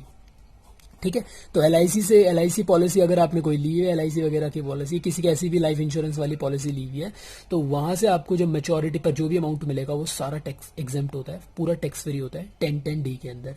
मैंने कहा था 10 वाले जितने सेक्शन होते हैं वो आपको एग्जेम्पशन माफी दिलवाते हैं। यहाँ पे एक और नया सेक्शन आया 10(10)(D) वाला, तो आपको यहाँ पर जो मिला हुआ है प्रोसीड्स लाइफ इंश्योरेंस पॉलिसी से मेच्योरिटी पर 20,000, ये फुल्ली एग्जेम्प्ट है। इसके लिए बस एक नीचे नोट लिखना है। ठीक है, एनी क्या लिखोगे, proceeds of life insurance policy on maturity is fully exempt under section, अगर सेक्शन याद है तो ठीक है, अंडर सेक्शन 1010D। क्लियर? फिर से बोलूं, proceeds of life insurance on maturity is fully exempt under section 1010D। नीचे नोट लिख कर आना आपको अच्छे से बॉक्स में बना के। आगे, शी पेड 600 रुपए एम्प्लॉयमेंट टैक्स, उसने 600 रुपए एम्प्लॉयमेंट टैक्स यानी प्रोफेशनल टैक्स पेड करा है, 16(3) की रिडक्शन मिल जाएगी to the state government. She also gave 10,000 as donation to poor boy, उसने एक गरीब लड़के को डोनेशन दिए 10,000 रुपए की। अब यहाँ पे कुछ फिर से पे करा है, तो ये जो है डोनेशन का जब बात आती है तो यहाँ पे हमारी जो डिडक्शन है ना वो 80C से लेकर 80U तक, वहां पे एक डिडक्शन आती है 80G। देखो कैसे याद आएगा, जी मतलब होता है, जी से बना गिव, गिव माने देना, डोनेशन देना, तो ऐसे करके याद आ जाएगा कि अच्छा जब भी आप डोनेशन देते हो तो आपको डिडक्शन मिलती है कौन सी, 80G। हालांकि हमने 80G मैंने आपको अभी पढ़ाई नहीं है, उसमें कई सारी कंडीशंस हैं कि कब आपको डिडक्शन मिलेगी कब नहीं मिलेगी। तो यहाँ पे इसने एक गरीब लड़के को डोनेट करा है 10,000 रुपये। हालांकि यहाँ पे डिडक्शन तो मिलेगी नहीं, वैसे ऐसे आप किसी को भी गरीब लड़के को 10,000 रुपये दे दोगे और डिडक्शन थोड़ी ना मिलेगी, लेकिन मैंने आपको लिंक करा कि ये 80G का पार्ट है, सैलरी से इसका लेना देना कुछ है नहीं, इसका भी कोई सैलरी से लेना देना नहीं था, इसका भी कोई सैलरी से लेना देना नहीं है। डन। अब जो ऊपर प्रोविडेंट फंड है, नीचे क्या बोलता है, कंप्यूट सैलरी इनकम निकालो अगर, इफ, यहाँ पे लिखा if the provident fund is recognised and if the provident fund is unrecognised. समझ रहे हो मेरी बात? तो अगर आपको वो टेबल याद हो, कौन सी वाली, उसको निकालो पहले, प्रोविडेंट फंड वाली किटकिट। तो हालांकि क्वेश्चन में रिटायरमेंट तो हुआ नहीं है, आपको पता होगा रिकॉग्नाइज प्रोविडेंट फंड के अंदर क्या था, मालिक का जो कंट्रीब्यूशन है वो 12% तक माफ था सैलरी का, उस पर जो ब्याज मिल रहा है वो 9.5% ऑफ फंड माफ था, यही था ना, और आपके पैसे पर उसमें 80C मिल जाता है। रिटायरमेंट पे जब आरपीएफ का पैसा मिलता है तो वो टैक्स फ्री होता है, क्योंकि ऊपर वो ईयरली बेसिस पे टैक्स हो चुका है। अनरिकॉग्नाइज में क्या है, मालिक से जो कंट्रीब्यूशन मिलता है वो टैक्स फ्री होता है, आपके पैसे पर जो ब्याज मिल रहा है, मतलब जो आपके पैसे पर नहीं, उस गुल्लक पे जो भी पैसे पर ब्याज मिल रहा है वो सारा टैक्स फ्री होता है। आपका खुद का जो कंट्रीब्यूशन रहा साल भर में, उसमें कोई भी आपको 80C नहीं मिलता। जब ये पैसे रिटायरमेंट पे मिलता है यूआरपीएफ से, तो ये फिर टैक्स हो जाता है। ठीक है, हालांकि अगली एक दो क्वेश्चन बाद एक और अच्छे से क्वेश्चन आएगा जो आपको यूआरपीएफ और अच्छे से बताएगा, लेकिन आप, मैं सोच रहा हूं कि भाई आप, मेरे को लग रहा है कि आप अपने अपने टेबल्स देख रहे हो, उसके हिसाब से मैं आप बोल रहा हूं यहाँ पे। ठीक, आपने टेबल्स ओपन कर रखी होंगी, तो सीधा क्वेश्चन पे जंप करते हैं। पहले तो सैलरी 15,000 है, फॉर्मेट कैसे बनाओगे, कुछ ऐसा बनाओगे जहां पर आपको क्या करना है, अमाउंट लिखनी है। आरपीएफ अगर हुआ तो क्या क्या वैल्यूज बनेगी, क्या सैलरी बनेगी, अगर यूआरपीएफ हुआ तो क्या सैलरी बनेगी। तो पहले बेसिक सैलरी मिली आपको कितनी, 15,000 हर महीने, 15,000 इंटू 12, इधर भी 180 इधर भी 180, नो डाउट। कंट्रीब्यूशन हुआ 14% सैलरी का, सैलरी मतलब यहाँ पे basic plus DA retirement commission वाला, तो यहाँ पे तो डीए वगैरह कुछ है ही नहीं, तो सीधा बेसिक सैलरी आपकी सैलरी हो जाएगी, उसका 14% कंट्रीब्यूशन है, और उसी सैलरी का 12% माइनस हो जाएगा। तो 12% माइनस करना है जब किसी चीज का, और उसी चीज का 14% आपको मिल रहा है, तो आप 2% सीधा भी निकाल सकते हो चाहो तो। अच्छा, यहाँ पे मैं दिखा देता हूँ आपको, 1,80,000 मतलब वो जो सैलरी आपकी बन रही है, यहाँ पे सैलरी है बेसिक सैलरी, डीए दिया नहीं है, रिटायरमेंट वाला कोई भी कुछ भी नहीं है, कमीशन भी नहीं है, तो जो बेसिक सैलरी है वही सैलरी बन जाएगा। उसी का 14% आपको मिला जो कि 25,200 है, और उसी सैलरी का 12% आप यहाँ पे 21,600 घटा दोगे। तो ये जो घटाने को मिलेगा ये आरपीएफ के अंदर मिलेगा, मतलब आरपीएफ के अंदर मालिक का कंट्रीब्यूशन टैक्सेबल होता है 12% से ऊपर वैल्यू। यूआरपीएफ के अंदर तो पूरा माफ है, यूआरपीएफ के अंदर कोई टैक्स नहीं देना होता है। यूआरपीएफ के अंदर तब टैक्स देना होता है जब ये पैसा आपको जब जमा होता जा रहा है, जमा होता जा रहा होता जा रहा होता जा रहा होता जा रहा और रिटायरमेंट पे जब मिलेगा ना, तब आपको टैक्स देना होगा। तो एक क्वेश्चन ऐसा आएगा जहां पे यूआरपीएफ की टैक्सेबिलिटी मैं दिखाऊंगा, अभी यूआरपीएफ के अंदर ईयरली बेसिस पे टैक्स नहीं देना होता है। क्लियर है यहाँ तक? इंटरेस्ट जो आपको मिल रहा है उस गुल्लक पर आरपीएफ पर, वो कितना मिल रहा है, 18,200। तो ये 18,200 आरपीएफ के अंदर, अगर आरपीएफ वाली गुल्लक पर इंटरेस्ट मिल रहा है तो ये टैक्स हो जाएगा, लेकिन 9.5% घटाने के बाद टैक्स होगा। और यूआरपीएफ के अंदर तो वैसे ही फ्री है, एग्जेम्प्ट है। ये टैक्स कब होगा, यूआरपीएफ के अंदर रिटायरमेंट पे टैक्स होता है। ठीक है, आगे देखते हैं एक बार और फिर से। तो 18,200 आपको 13% के रेट से मिल रहा है। तो यहाँ पे मैंने लिखा, तो जो इंटरेस्ट आपको मिला वो मिला है यहाँ पे, अगर मैं बनाऊं इसे किस रेट से मिला है देख लेते हैं एक बार। देखो, दो माइंड से काम करो, एक बार आरपीएफ को लेकर चलो और एक बार यूआरपीएफ को लेकर चलो। तो मैं अभी आरपीएफ को लेकर चल रहा हूँ। तो आरपीएफ के अंदर जो भी इंटरेस्ट आपको मिला है 18,200, 13% के रेट से 18,200 मिला आपको। और इस गुल्लक का इंटरेस्ट की मैं बात कर रहा हूँ, इस गुल्लक का 9.5% घटा लिया जाएगा। तो मुझे बताओ इस गुल्लक में कितने पैसे थे। 18,200 डिवाइडेड बाय 13% करोगे तो इस गुल्लक में 1,40,000 रुपये थे। इसका 9.5% आप निकालोगे तो ये 13,300 आएगा। तो कितने पे टैक्स दोगे? जो बचा हुआ है। तो सेम हमने भी वही किया हुआ है। अभी मैं आरपीएफ की बात करूं तो ये कैलकुलेशन आरपीएफ के लिए हो रखी है। यहाँ पे इंटरेस्ट जो था, इंटरेस्ट कितना मिला आपको? कहाँ है हमारा कर्सर? ये देखो, इंटरेस्ट यहाँ पे 18,200 मिला, जिसमें से 18,200 डिवाइडेड बाय 13% फुल वैल्यू आ जाएगी, उसका 9.5% घटा दोगे तो 49 जो है टैक्सेबल हो जाएगा। लेकिन यहाँ टैक्स नहीं होता। जो ईयरली बेसिस पे यूआरपीएफ के अंदर कंट्रीब्यूशन होता है, जैसे अगर मैं बात करूं आरपीएफ की, ये आरपीएफ है, तो आरपीएफ में जो भी मालिक ने कंट्रीब्यूट करा वो टैक्स हो जाएगा 12% घट के, ठीक। और आपने जो कंट्रीब्यूट करा उसका एटीसी मिल जाएगा। और जो इस पे इंटरेस्ट मिल रहा है, इंटरेस्ट जो भी इस पर इंटरेस्ट आपको मिला उसमें 9.5% घट जाएगा फंड का।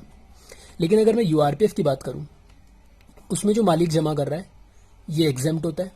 आप जो इसमें पैसा लगा रहे हो उस पर कोई एटीसी नहीं मिलता, और इसमें जो इंटरेस्ट होगा वो भी एग्जेम्प्ट होता है। ये यूआरपीएफ की मैंने बात करी है, ठीक है। अब सुनो मेरी बात, इन गुल्लकों में दोनों में पैसा डलता जा रहा है। आपका ये है और आपके दोस्त का ये है। आपका जमा हो रहा है, आपका जमा हो रहा है, सब यहाँ पे जमा होते जा रहे हैं, मालिक भी, आप भी करते जा रहे हो। अब आप 20 साल बाद दोनों जॉब छोड़ रहे हो, तो इस गुल्लक से जो पैसा मिलेगा वो बिल्कुल टैक्स फ्री होगा, क्योंकि ऑलरेडी ईयरली टैक्सेबल दे चुके हो ना। इसमें भी आप टैक्स दे चुके हो, यहाँ भी टैक्स दे चुके हो। यहाँ जो पैसा मिलेगा वो टैक्सेबल हो जाएगा। यहां तो टैक्स फ्री है, लेकिन यहां टैक्सेबल हो जाएगा। किसमें? यूआरपीएफ के अंदर। तो एक क्वेश्चन ऐसा आएगा कि रिटायरमेंट के टाइम पर आपको यूआरपीएफ से जो पैसा मिलेगा तो कैसे टैक्सेबल होगा, वो मैं आपको एक क्वेश्चन के थ्रू बता दूंगा। अभी आपको यहाँ पे ऐसे डील करनी है। आई होप समझ आया हो आपको ये। आगे क्या है इसके अंदर? आपको घर मिला है रेंट फ्री अनफर्निश्ड अकोमोडेशन, और जिसके लिए कंपनी 24,000 रुपये पे कर रही है। फटाफट से इसका भी बना लेते हैं। तो यहाँ पे मैं अगर बात करूँ रेंट फ्री अनफर्निश्ड अकोमोडेशन की, तो वही दो लिमिट्स बनेगी यहाँ पे, कितना रेंट पेड किया और सैलरी का 15%। रेंट कितना पे करा? 24,000। और सैलरी यहाँ पे बड़ी सी आती है, वो बड़ी लंबी सी मीनिंग जो आती है। उठा लेते हैं यहाँ से क्या क्या चीज़ें उठानी है। बेसिक उठा लेते हैं 180। डीए का रिटायरमेंट पार्ट कुछ है ही नहीं, बाकी कुछ है ही नहीं इसमें, तो यही बन जाएगा आपका सैलरी। इसी का आप ले लो क्या, सीधा सीधा 15%। तो कितना आएगा? 15%, 27,000 रुपये। तो विच एवर इज लोअर, ये लोअर है, 24,000 लोअर है। समझ में आ रहा है? राइटिंग पे मत जाना यार। 24,000, तो 24,000 आपके लिए क्या हो जाएगा? अनफर्निश्ड अकोमोडेशन की वैल्यू हो जाएगी। इसमें आप मालिक वाली कुछ पे, एम्प्लॉय कुछ पे कर नहीं रहा है, ऐसा कुछ बोला नहीं है, सिंपल सा है। तो जो भी 24,000 लोअर वैल्यू आई है वो आपके लिए परक्यूजिट वैल्यू हो जाएगी, चाहे आरपीएफ हो चाहे। इससे तो मतलब नहीं है ना आरपीएफ यूआरपीएफ से, यहाँ दोनों में 24 जाएगा, ठीक। ये तो इन दोनों में मतलब था, ये दोनों यहाँ पे टैक्सेबल हुए, इस तरफ टैक्सेबल नहीं हुए। क्लियर है? यहाँ पे मैं इसको हटा देता हूँ, ये वाला एरो फालतू का लगा हुआ है, ये वाला एरो भी फालतू का लगा हुआ है। अब सही है। इसके बाद दोनों को टोटल करो। क्यों? इसके आगे एक और भी चीज़ें थी। प्रोसीड, इसके लिए तो एक नोट आ जाएगा, फुल्ली एग्जाम्प्ट मैंने बताया अंडर सेक्शन 1010D। और जो आपने ये एम्प्लॉयमेंट टैक्स पे करा है इसका आपको 16(3) मिल जाएगा। और यहाँ पे तो डोनेशन 80G है, लेकिन 80G की हम बात कर नहीं रहे अभी। तो यहाँ पे आ जाते हैं, टोटल हुआ है दोनों का, इधर इसका ये टोटल, इसका ये टोटल 40,000 एंड 600 की दोनों की डिडक्शन टोटल मिला के हो जाएगी 40,600 दोनों से घट के इनकी सैलरी आ जाएगी टैक्सेबल वाली। क्लियर है? समझ में आ रहा है तो प्लीज लाइक करते चले जाओ। अभी भी लाइक नहीं बढ़ रहे हैं, मुझे दिख रहा है, तो लाइक करो फटाफट से। मैं दूसरा क्वेश्चन लगाता हूं जब तक आपके लिए। लो भाई, एक और अच्छा सा क्वेश्चन आपके लिए, ये भी आपको कुछ नया सिखाएगा। और यूआरपीएफ का जो मैं बता रहा था ना कि अगर रिटायरमेंट पे यूआरपीएफ का पैसा मिलता है तो उसकी क्या ट्रीटमेंट होती है, तो इस क्वेश्चन से आप सीख पाएंगे उस चीज़ को। तो ले लेते हैं। क्वेश्चन क्या है? मिस्टर एक्स है, employee of ABC limited company का एम्प्लॉय है, दिल्ली में काम कर रहा है, फर्निश कर रहा है आपको कुछ डेटा। आपको बेसिक सैलरी मिला है 5,000, डीए एचआरए, ही रिटायर्ड। वाओ, हमने देख लिया कि रिटायर्ड हो रहा है क्वेश्चन के अंदर 1 जनवरी 2019, मतलब 1 अप्रैल 2018 से साल शुरू हुआ, 31 मार्च 2019 में जाके खत्म होगा। तो 1 जनवरी में रिटायर हो गया। तो अब मुझे बता सकते हैं इसने कितने महीने काम किया होगा? 1 जनवरी को निकल गया ना, तो अप्रैल से जनवरी 1 तक कितने महीने काम हो रहे हैं, तो गिनो, अप्रैल मई जून जुलाई अगस्त सितंबर अक्टूबर नवंबर दिसंबर, क्योंकि जनवरी की पहली तारीख निकल गया तो 9 मंथ्स इसने काम किया होगा। ठीक है, तो 9 महीने काम किया है। जो भी आप पर मंथ वाला डेटा लेंगे उसे 9 से इंटू करेंगे, जैसे ये पर मंथ डन। और जब ये रिटायर हुए भाई साहब, तो आफ्टर कंप्लीटिंग 25 साल इन्होंने सर्विस दे दी थी, the company paid him 84,000 gratuity दे रही है कंपनी रिटायरमेंट पर। 2,40,000, ये इंपॉर्टेंट है, 2,40,000 जिसके अंदर 80,000 जो है इंटरेस्ट है आपको जो मिल रहा है फ्रॉम URPF से, अनरिकॉग्नाइज प्रोविडेंट फंड से आपको 2,40,000 रुपए मिल रहे हैं, जिसके अंदर 80,000 जो है इंटरेस्ट है। ठीक है, तो मतलब 2,40,000 में 80,000 इंटरेस्ट है, तो बचा हुआ 1,60 क्या होगा, कंट्रीब्यूशन। भाई जो कंपनी और आपने मिलकर जो उसमें पैसे कंट्रीब्यूट करें वो होगा, और 1,60 तो वो हो गया, 80,000 उस पर ब्याज होगा, तो टोटल मिलकर 2,40,000 आपको मिल रहा है। एंड पेंशन आपको मिल रही है जब आप रिटायर हुए जनवरी में, तो आपको पेंशन मिलनी शुरू हो गई पर मंथ वाली, और पर मंथ वाली जो पेंशन होती है वो अनकम्यूटेड पेंशन होती है।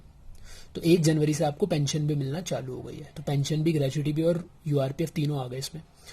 He got half pension commuted, उसने आधी पेंशन कम्यूट करवा ली, मतलब जो उसकी गुल्लक थी पेंशन की उसने उसका आधा पैसा इकट्ठा निकाल लिया, कम्यूट करवा लिया। कब, 1 फरवरी 2019, 1 महीने बाद। तो उसको 1,500 रुपये जो मिल रहे थे पेंशन के, वो उसे 1 महीने मिले होंगे, बाद में उसका 1,500 रुपये कम हो जाएगा, क्योंकि उसने अपनी गुल्लक से कितना पैसा निकाल लिया, 50%, हाफ। तो अब उसे 1,500 ना मिलकर कितना मिला करेगा, 750, 750, 750, 750, 750 ऐसे मिला करेगा। एंड रिसीव्ड 75,000, मतलब जो उसने कम्यूट करवाया पेंशन हाफ 50%, अपनी गुल्लक का 50%, वो उसको कितना मिला, 75। तो उसकी गुल्लक में कितना पैसा रहा होगा, ऑब्वियस है 1.5 लाख रुपए रहा होगा, 1.5 लाख का हाफ ही तो उसको 75,000 मिला है। सही है। The SSE average monthly salary of last 10 month 5,000, last 10 month की जो एवरेज सैलरी है वो 5,000 दी है। अब ये लास्ट 10 मंथ की एवरेज सैलरी क्यों दी है, शायद कहीं पे काम आ जाए, देख लेंगे। कहता है 1/2 of the provident fund account balance represent employer's contribution and interest thereon. जो आपको प्रोविडेंट फंड है URPF का, उसका जो आधा हिस्सा है वो एम्प्लॉयर का कंट्रीब्यूशन शो कर रहा है, और एम्प्लॉयर के कंट्रीब्यूशन पर ब्याज शो कर रहा है। इसको समझना इंपॉर्टेंट है, ये क्या चीज़ है। कहता है कि आपको जो 2,40,000 रुपये मिले हैं उसमें पहले तो 1,60 अलग कर दो, 80,000 अलग कर दो, ये इंटरेस्ट है, ये कंट्रीब्यूशन है। अब इसमें से आधा जो है 80,000 मालिक का कंट्रीब्यूशन है, 80,000 आपका कंट्रीब्यूशन है। तो एम्प्लॉयर का कंट्रीब्यूशन, एम्प्लॉय का कंट्रीब्यूशन, और सेम इंटरेस्ट भी जो मिला है आपके कंट्रीब्यूशन पे आधा 40,000, और मालिक एम्प्लॉयर की कंट्रीब्यूशन पे 40 और आपके कंट्रीब्यूशन पे ऐसे करके है। बात समझ में आ रही है। तो मैंने आपको बताया था जब वो किटकैट बनवाई थी कि वहां टैक्सेबिलिटी जो URPF का जो पैसा मिलता है वो वहां से 4 टुकड़े मिलेंगे, मालिक का कंट्रीब्यूशन, एम्प्लॉय का कंट्रीब्यूशन, हमारे मालिक के कंट्रीब्यूशन पर ब्याज, हमारे कंट्रीब्यूशन पर ब्याज। तो ये मालिक का जो कंट्रीब्यूशन अब तक हुआ वो हमें मिल रहा है, तो अब ये टैक्स हो जाएगा सैलरी हेड में जाकर, यहाँ हमने सैलरी लिख दिया। हमारा कंट्रीब्यूशन हमें ही मिल रहा है, इसको कुछ नहीं करना, ये थोड़ी ना टैक्स होगा।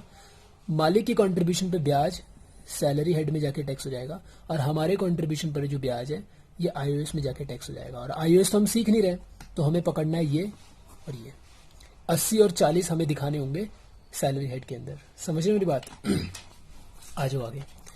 कहते हैं सैलरी और पेंशन जो है वो ड्यू होते हैं last day of each month, इससे लेना देना कुछ नहीं है। कहता है हर महीने के एंड में आपकी सैलरी ड्यू होती है। क्लियर है ना। तो हमने ये भी देखा था 19 वीडियो के अंदर की सैलरी जो टैक्स होती है वो ड्यू और रिसीव्ड जो इनमें से पहले हो जाए। तो अब ड्यू मान लीजिए, सुनना मेरी बात जरा एक बार, ये समझना भी जरूरी है कि ये आपका पूरा साल था और ये इसमें कुछ महीने ऐसे करके मैंने दे दिए मान लो।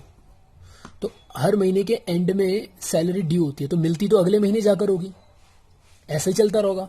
मान लो ये मार्च वाला महीना है, तो मार्च के एंड में ड्यू होती होगी, लेकिन मिलती वो अप्रैल में होती होगी, और जब तक नया साल शुरू हो जाता है तो क्या उस वाले जो ये ड्यू हुआ है यहाँ पर ना, ड्यू बेसिस पे इसी साल आपको टैक्स देना पड़ेगा, मतलब इसी साल की इनकम मानी जाएगी कि ड्यू तो हो गया ना वो इस साल, रिसीव्ड नहीं हुआ है तो क्या दिक्कत है, रिसीव्ड अगले साल हुआ है लेकिन ड्यू तो हो गया।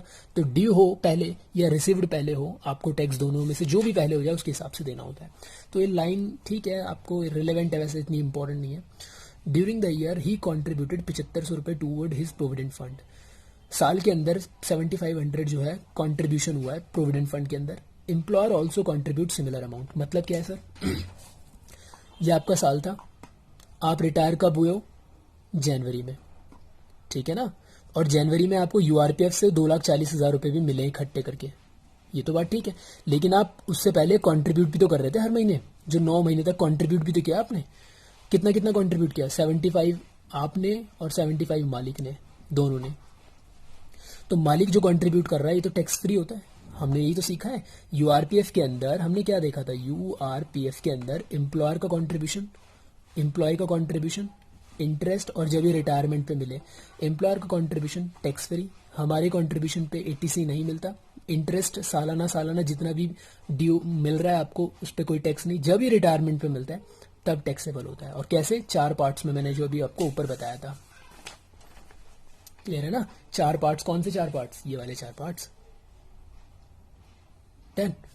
तो कहता है कि जो 7500 रुपये दोनों ने जमा करे उसका कुछ नहीं करना, इरेलीवेंट है ये भी इन्फॉर्मेशन, इसका कुछ करना ही नहीं है। तो आ जाओ, सबसे पहले हम यहाँ पे बेसिक सैलरी 5000 इंटू कितना 9 करेंगे, 5000 इंटू 9 करा मैंने, 45,000 आ गया।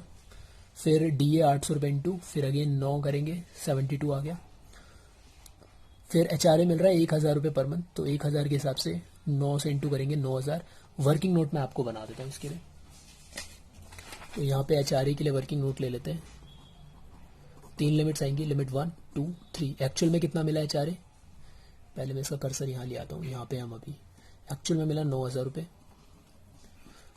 रेंट पेड माइनस सैलरी का 10%, सैलरी यहाँ पे बेसिक सैलरी कितना है 45,000, प्लस डीए का रिटायरमेंट पार्ट है ही नहीं क्वेश्चन में, सीधा डीए ही दिया हुआ था, रिटायरमेंट डीए ही नहीं था तो रहने देंगे। कमीशन भी है नहीं, तो सैलरी आ रही है आपकी 45,000। 45,000 का 10% यहाँ ले लेते हैं। और कितना रेंट पेड करा है, तो रेंट पेड बाय हिम 1200 रुपये पर मंथ। 9 महीने का कितना हो जाएगा, 12 9 में 108 यानी 10,800। तो 10,800 में से जरा 4500 घटा दो, कितना आ रहा है, 10,800 माइनस 4500, 6300। और सैलरी का 50% या 40%, कहाँ है ये, दिल्ली में रह रहा है, और घर कहाँ है ये नहीं बताया, तो दिल्ली में जहाँ रह रहा है वहीं घर होगा, ये मान लेते हैं। बशर्ते कहीं नीचे ना लिखा हो assume he lives in Noida वोएडा, ऐसा ध्यान रखना है आपको। तो नहीं दिया हुआ, दिल्ली में काम कर रहा है, वहीं रह रहा होगा, ये मान के चलते हैं। 50% ले लेते हैं, इसका आ जाएगा 22,500। Which ever is lower, 63 minus कर दो, 63 माइनस करके balance will be taxable. Clear है, आगे चलते हैं। आगे रिटायर हुआ है और 25 साल काम कर लिया है, कंपनी पे कर रही है ग्रेचुटी, इसको ग्रेचुटी मिल रहा है 84,000 का। तो ग्रेचुटी की ट्रीटमेंट मैंने आपको सिखाई थी, ये ग्रेचुटी आपको मिला है 84,000 का। यहाँ पे माफ़ी मिलेगी आपको, माफ़ी के लिए हमें वर्किंग नोट पे जाना पड़ेगा। आ जाते हैं वर्किंग नोट पे, ग्रेचुटी, ठीक है। तो ग्रेचुटी के लिए क्या था, अगर आप वो डायग्राम खोल के बैठ जाओ तो उसमें था कि ये ड्यूरिंग द एम्प्लॉयमेंट मिला है या रिटायरमेंट पे मिला है। अगर ड्यूरिंग द एम्प्लॉयमेंट, काम करते दौरान मिला है तो फुली टैक्सेबल होता है। ये क्वेश्चन साफ है, रिटायरमेंट का है, तो रिटायरमेंट पे मिला है। रिटायरमेंट पे गवर्नमेंट वाले को मिला है, नॉन गवर्नमेंट वाले को, तो गवर्नमेंट का तो कहीं जिक्र नहीं किया हुआ, तो नॉन गवर्नमेंट वाले को जो मिला है उसकी कंपनी में ग्रेचुटी एक्ट एप्लीकेबल है या नॉट एप्लीकेबल, कुछ नहीं बोला हुआ, तो नॉट एप्लीकेबल। मतलब लास्ट वाला जो पार्ट था 1 2 3, कितना ग्रेचुटी मिला है, एक्चुअल अमाउंट रिसीव्ड, और यहाँ पे था 10 लाख, और यहाँ पे था 15 अपॉन में 30 इंटू 10 मंथ की एवरेज सैलरी, कितने साल काम किया, फ्रैक्शन इग्नोर करें, कितने साल काम किया, 25 साल काम किया है। और लास्ट 10 मंथ की एवरेज सैलरी निकाल लेते हैं। और याद आया आपको एक चीज़, यहाँ पे हमें ऑलरेडी दिया हुआ था लास्ट 10 मंथ की एवरेज सैलरी, शायद कहीं दिया हुआ था, कहाँ देखा था हमने, इसी क्वेश्चन में थे, पिछले क्वेश्चन में था वो, नहीं इसी में था। Average monthly salary for the last 10 months 5,000 रुपये, ये दिया हुआ था। तो ठीक है, हमें 5,000 रुपये ऑलरेडी इन्होंने 10 मंथ का एवरेज निकाल कर दिया हुआ है। तो कितना आ जाएगा, ये कटेगा 2, ये कटेगा 2,500, 25 25 625, कितना बनेगा ये, 5,000 डिवाइड बाय 2 इंटू 25 तो 625 62,500 62,500 which ever is lower, this is lower. Clear है? तो आप इसकी एग्जाम्शन ले लो, सिर्फ 62,500 तक आपको कोई टैक्स नहीं देना। तो यहाँ पे वो गलती आ रही है, मैंने गलत कर दिया, यहाँ पे ही गलत आ रहा है, एक बार फिर से चेक कर लेते हैं यार। हाँ 5,000 रुपये तो आपका ऑलरेडी था, ठीक है, 2 एंड ही कटेगा, ठीक ये आ रहा है 62,500। मैंने वहाँ पे गलत कर दिया था शायद जब मैं इसको आंसर बना रहा था। 62,500 यहाँ ले लेते हैं, तो ये बच के आ जाएगा 21,500 पे आपको टैक्स देना होगा। क्लियर है ना? तो ये भी हमारा ग्रेचुटी का पोर्शन जो है कंप्लीट है। उसके बाद क्या हुआ है, ग्रेचुटी मिला है आपको, फिर ये 2,40,000 जो मिला है इसका भी कर दें क्या सीन? इसका भी कर ही देते हैं पहले। तो मैंने अभी आपको बना कर दिया था, वो कहाँ गया वाला पेज जिसमें मैंने आपको ट्रीटमेंट बताई थी ना, ये वाली 2,40,000 जो आपको मिला है, इसका हिसाब किताब बताया था आपको। तो क्या हिसाब किताब था, ये 2,40 में 1,60 कॉन्ट्रीब्यूशन है दोनों का, इंटरेस्ट जो मिला है 80,000, उसमें दोनों के कॉन्ट्रीब्यूशन पे ब्याज है। तो सैलरी में जाएगा ये 80,000 और ये वाला 40,000, तो 80 और 40 एक 20। तो देखो मैंने कैसे दिखाया यहाँ पे, employer contribution from URPF, URPF से जो मालिक का कॉन्ट्रीब्यूशन मिल रहा है 80,000, interest on employer contribution from URPF, इसे भी फ्रॉम ही कर देते हैं क्योंकि वहां से मिल रहा है ना, यहाँ फ्रॉम कर देते हैं, ये सही रहेगा। कितना? 40,000। तो ऐसे करके आपको यूआरपीएफ की ट्रीटमेंट करनी है जब यूआरपीएफ का पैसा आपको रिटायरमेंट पे मिले। इससे पहले क्वेश्चन भी हमने देखा था यूआरपीएफ से रिलेटेड था, लेकिन उसमें रिटायरमेंट नहीं था, और अगर रिटायरमेंट हो रहा है तो दोनों क्वेश्चन एक दूसरे को सपोर्ट करते हैं और आपको पूरी कंफ्यूजन दूर करने के लिए बनाए हुए क्वेश्चन दोनों। आगे आपको यहाँ पर हमने देख लिया, ग्रेचुटी हो गया 84, 2,40 का भी हिसाब किताब हमने कर लिया। ही गॉट अ पेंशन, अब उसे 1,500 रुपये जो मिल रहे हैं इसका हिसाब किताब करते हैं। तो जरा ना ये स्टोरी सुनो पहले। ये आपका साल था पूरा, इसमें रिटायर हुआ है ये 1 जनवरी को, तो कितने महीने बच रहे थे? जैन पूरा बच रहा था, फैब और दिस। ये भाई साहब ने जैन वाले इस महीने में तो 1,500 रुपये लिए, 1,500 इंटू 1, लेकिन इस महीने के बाद इन्होंने क्या करा, अपनी गुल्लक जो थी उसमें से 50%, हाफ बोलते हैं ना, 50% जो है निकाल लिया, और जो कि कितना था 75,000। तो ये जो 75,000 मिला ये तो कम्यूटेड है, इसकी टैक्सेबिलिटी तो आपको बताई थी, ये कम्यूटेड है। लेकिन उसके अलावा जो पर मंथ मिल रहा है, इस महीने तो 1,500 मिला, बाकी के दोनों महीने कितना मिला होगा? बाकी के दोनों महीने 1,500 का आधा हो जाएगा 750। अब आपको 1,500 नहीं मिलेगा, अब आपको उसका आधा मिलेगा क्योंकि आपने आधी गुल्लक कम कर दिया ना, तो बाकी के 2 महीने ऐसे मिलेगा। तो एक मिनट, यहाँ पर 1,500 ये वाला आया, एंड प्लस 750 इंटू 2 फिर 1,500, तो टोटल बनेगा 3,000। इस 3,000 ये तो हो गया आपका वो वाला पैसा जो आपको मिला है इस दौरान अनकम्यूटेड, और इसी दौरान जो आपको इकट्ठा मिला कम्यूटेड वाला, इसकी टैक्सेबिलिटी, इसमें एग्जम्पशन भी होती है, इसमें एग्जम्पशन नहीं है, ये फुल्ली टैक्सेबल है। देखते हैं सॉल्यूशन, एक मिनट।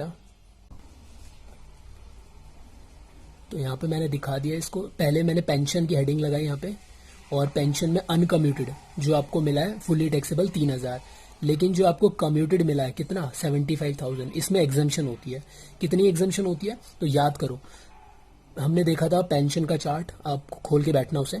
ड्यूरिंग किसको, फैमिली को मिला है या एम्प्लॉय को मिला है? फैमिली को मिला है तो आईओएस में जाएगा, एम्प्लॉय को मिला है तो फिर सैलरी में, और एम्प्लॉय को कौन सा पेंशन मिला है, कम्यूटेड या अनकम्यूटेड? अनकम्यूटेड तो फुली टैक्सेबल था जो ऊपर हमने 3,000 कर दिया। कम्यूटेड में गवर्नमेंट वाले को मिला है, नॉन गवर्नमेंट, तो यहाँ क्वेश्चन में कुछ नहीं बोला हुआ है। गवर्नमेंट को मिलता है तो फुली एग्जाम्प्ट हो जाता है, मतलब 75,000 पूरे माइनस हो जाते हैं, लेकिन यहाँ नॉन गवर्नमेंट है क्योंकि बोला नहीं है ना गवर्नमेंट के लिए, तो एज्यूम करेंगे नॉन गवर्नमेंट। अब उस बंदे को ग्रेचुटी मिला है या नहीं मिला है? इसको ग्रेचुटी मिला है, ये मिला है ग्रेचुटी। तो अगर ग्रेचुटी मिला है तो 1/3 ऑफ टोटल पेंशन, और टोटल पेंशन कितनी आएगी? टोटल पेंशन कैसे निकालोगे? ये वाला, ये टोटल पेंशन, इसको नीचे ले जाओगे तो 1.5 लाख बनेगा, तो 1.5 लाख का 1/3 आपकी एग्जम्पशन हो जाएगी। तो 1.5 लाख का 1/3 50,000 होते हैं, घटा दो 25,000, सबको टोटल करो, ग्रॉस सैलरी आएगा। 40,000 की डिडक्शन हर किसी को मिलती है, और 2 डिडक्शन थी नहीं, घटा दोगे, आपके पास 2,09,400 आपकी इनकम फ्रॉम सैलरी आ जाएगी। वीडियो बनाने में बहुत मेहनत लग रही है, प्लीज वीडियो को लाइक कर देना अगर ठीक लग रही हो, काम की लग रही हो तो। ठीक, सॉल्यूशन आपको पीडीएफ में मिलेंगे, मैं फिर बोल रहा हूँ, और एक और बात, सब्सक्राइब अभी नहीं करा तो कर दो फटाफट से, बेल आइकन बटन दबाओ। अभी क्वेश्चंस 8 करने हैं हमें। कितने हो गए हमारे? 5 क्वेश्चंस हो गए हमारे। ठीक, 6, 7, 8, 3 क्वेश्चन और रह रहे हैं। तो चलते हैं अगले क्वेश्चन पर।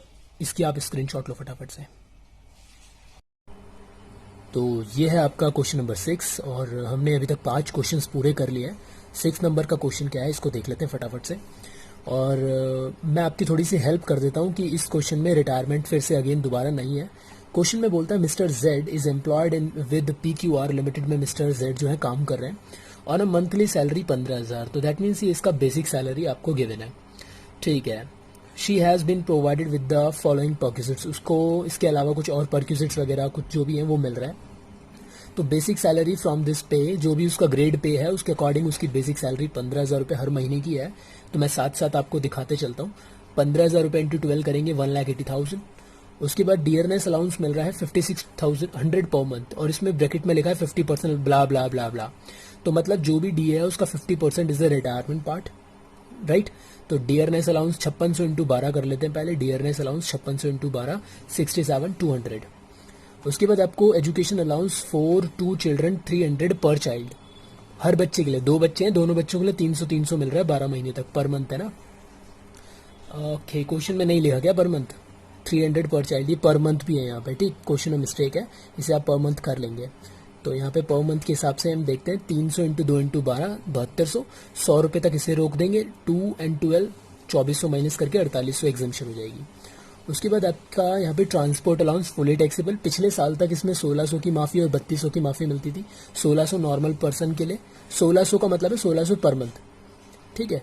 और 3200 रुपये पर मंथ माफ़ी मिलती थी जो फिजिकली डिसेबल थे। लेकिन अब क्या है, सबको, किसी को भी ये वाला अलाउंस अगर मिल रहा है तो पूरे पे टैक्स भरना पड़ेगा। तो यहाँ पे 1800 इंटू 12 21,600 फुली टैक्सेबल। उसके बाद rent free accommodation at Delhi with fair rental value 60,000। बोलता है कि आपको दिल्ली में घर मिल रहा है जिसकी फेयर रेंट वैल्यू मतलब मार्केट रेंट वैल्यू है ये 60,000। ये ऐसा नहीं है कि यहाँ पे रेंट पे कर रहा है कंपनी, नहीं, यहाँ पे बोला है मार्केट का रेंट 60,000 है। तो मतलब कंपनी का ये खुद का है। जब इन्फॉर्मेशन और नीचे भी नहीं दी है, मैंने पढ़ लिया है, आप भी पढ़ सकते हैं इसे, तो वहाँ पे दिखेगा कि नीचे कोई इन्फॉर्मेशन है ही नहीं कि रेंट पे है नहीं है, तो फिर कंपनी का खुद का होगा। ऑब्वियस सी बात है, जब कंपनी आपको घर दे रही है और किराया मेंशन नहीं है तो कंपनी का फिर खुद का है। तो कौन सा केस आ जाएगा? पहले तो बताओ गवर्नमेंट एम्प्लॉई है नॉन गवर्नमेंट है। तो मैं आपकी हेल्प कर दूं तो यहाँ पे गवर्नमेंट कहीं मेंशन नहीं है, दैट मीन्स ये नॉन गवर्नमेंट एम्प्लॉई है। नॉन गवर्नमेंट के बाद आप देखेंगे कि कंपनी का खुद का घर है, किराए पे लिया हुआ है। तो खुद का घर है, खुद का घर है तो पॉपुलेशन, तो पॉपुलेशन 10 कितनी थी वहाँ पे? 10 लाख से कम, 10 लाख से 25 लाख, 25 लाख से ऊपर। तो यहाँ पॉपुलेशन भी कहीं पे दिया नहीं है। तो एज बोला भी था एजम्पशन कि भाई दिल्ली, मुंबई, कोलकाता, चेन्नई जैसे शहरों में अगर आपको घर मिला है तो दैट मीन्स वहाँ पे 2.5, 3 करोड़ की जनसंख्या है, करोड़ों की जनसंख्या है बेसिकली। अब दिल्ली की बात करें तो 2.5-3 करोड़ के आसपास यहाँ पे पॉपुलेशन है। तो 25 लाख से ऊपर बैठ रहा है तो 15% ऑफ सैलरी। तो यहाँ पे सैलरी कैलकुलेट करना पड़ेगा हमें। सैलरी कैलकुलेट कर लेते हैं एक बार। तो सैलरी की उसकी सैलरी की मीनिंग के लिए हमें पहले काम करना पड़ेगा। इसके लिए कैलकुलेशन करनी पड़ेगी, रफ उठा लेते हैं। Rent free accommodation, rent free unfurnished accommodation के लिए जो सैलरी था वहाँ पे बहुत बड़ी सैलरी थी जिसमें बेसिक सैलरी 1,80,000 ले लेते हैं। डीए का रिटायरमेंट पार्ट, तो डीए आपका 67,200 है और ये तो डीए है। और आपने देखा था क्वेश्चन के अंदर 50% रिटायरमेंट पार्ट था, तो उसका 50% कितना आ जाएगा? 67,200 का 50% अगर आप निकालेंगे तो 33,600, 33,600 आ जाएगा। इसके बाद अलाउंसेस सारे लेने होते हैं तो अलाउंसेस भी ले लेते हैं एक एक करके। ज़रूरी नहीं कि आप सीक्वेंस में ही करें, आगे पीछे जो भी मिल रहा है आप उठाते चले जाओ यहाँ से।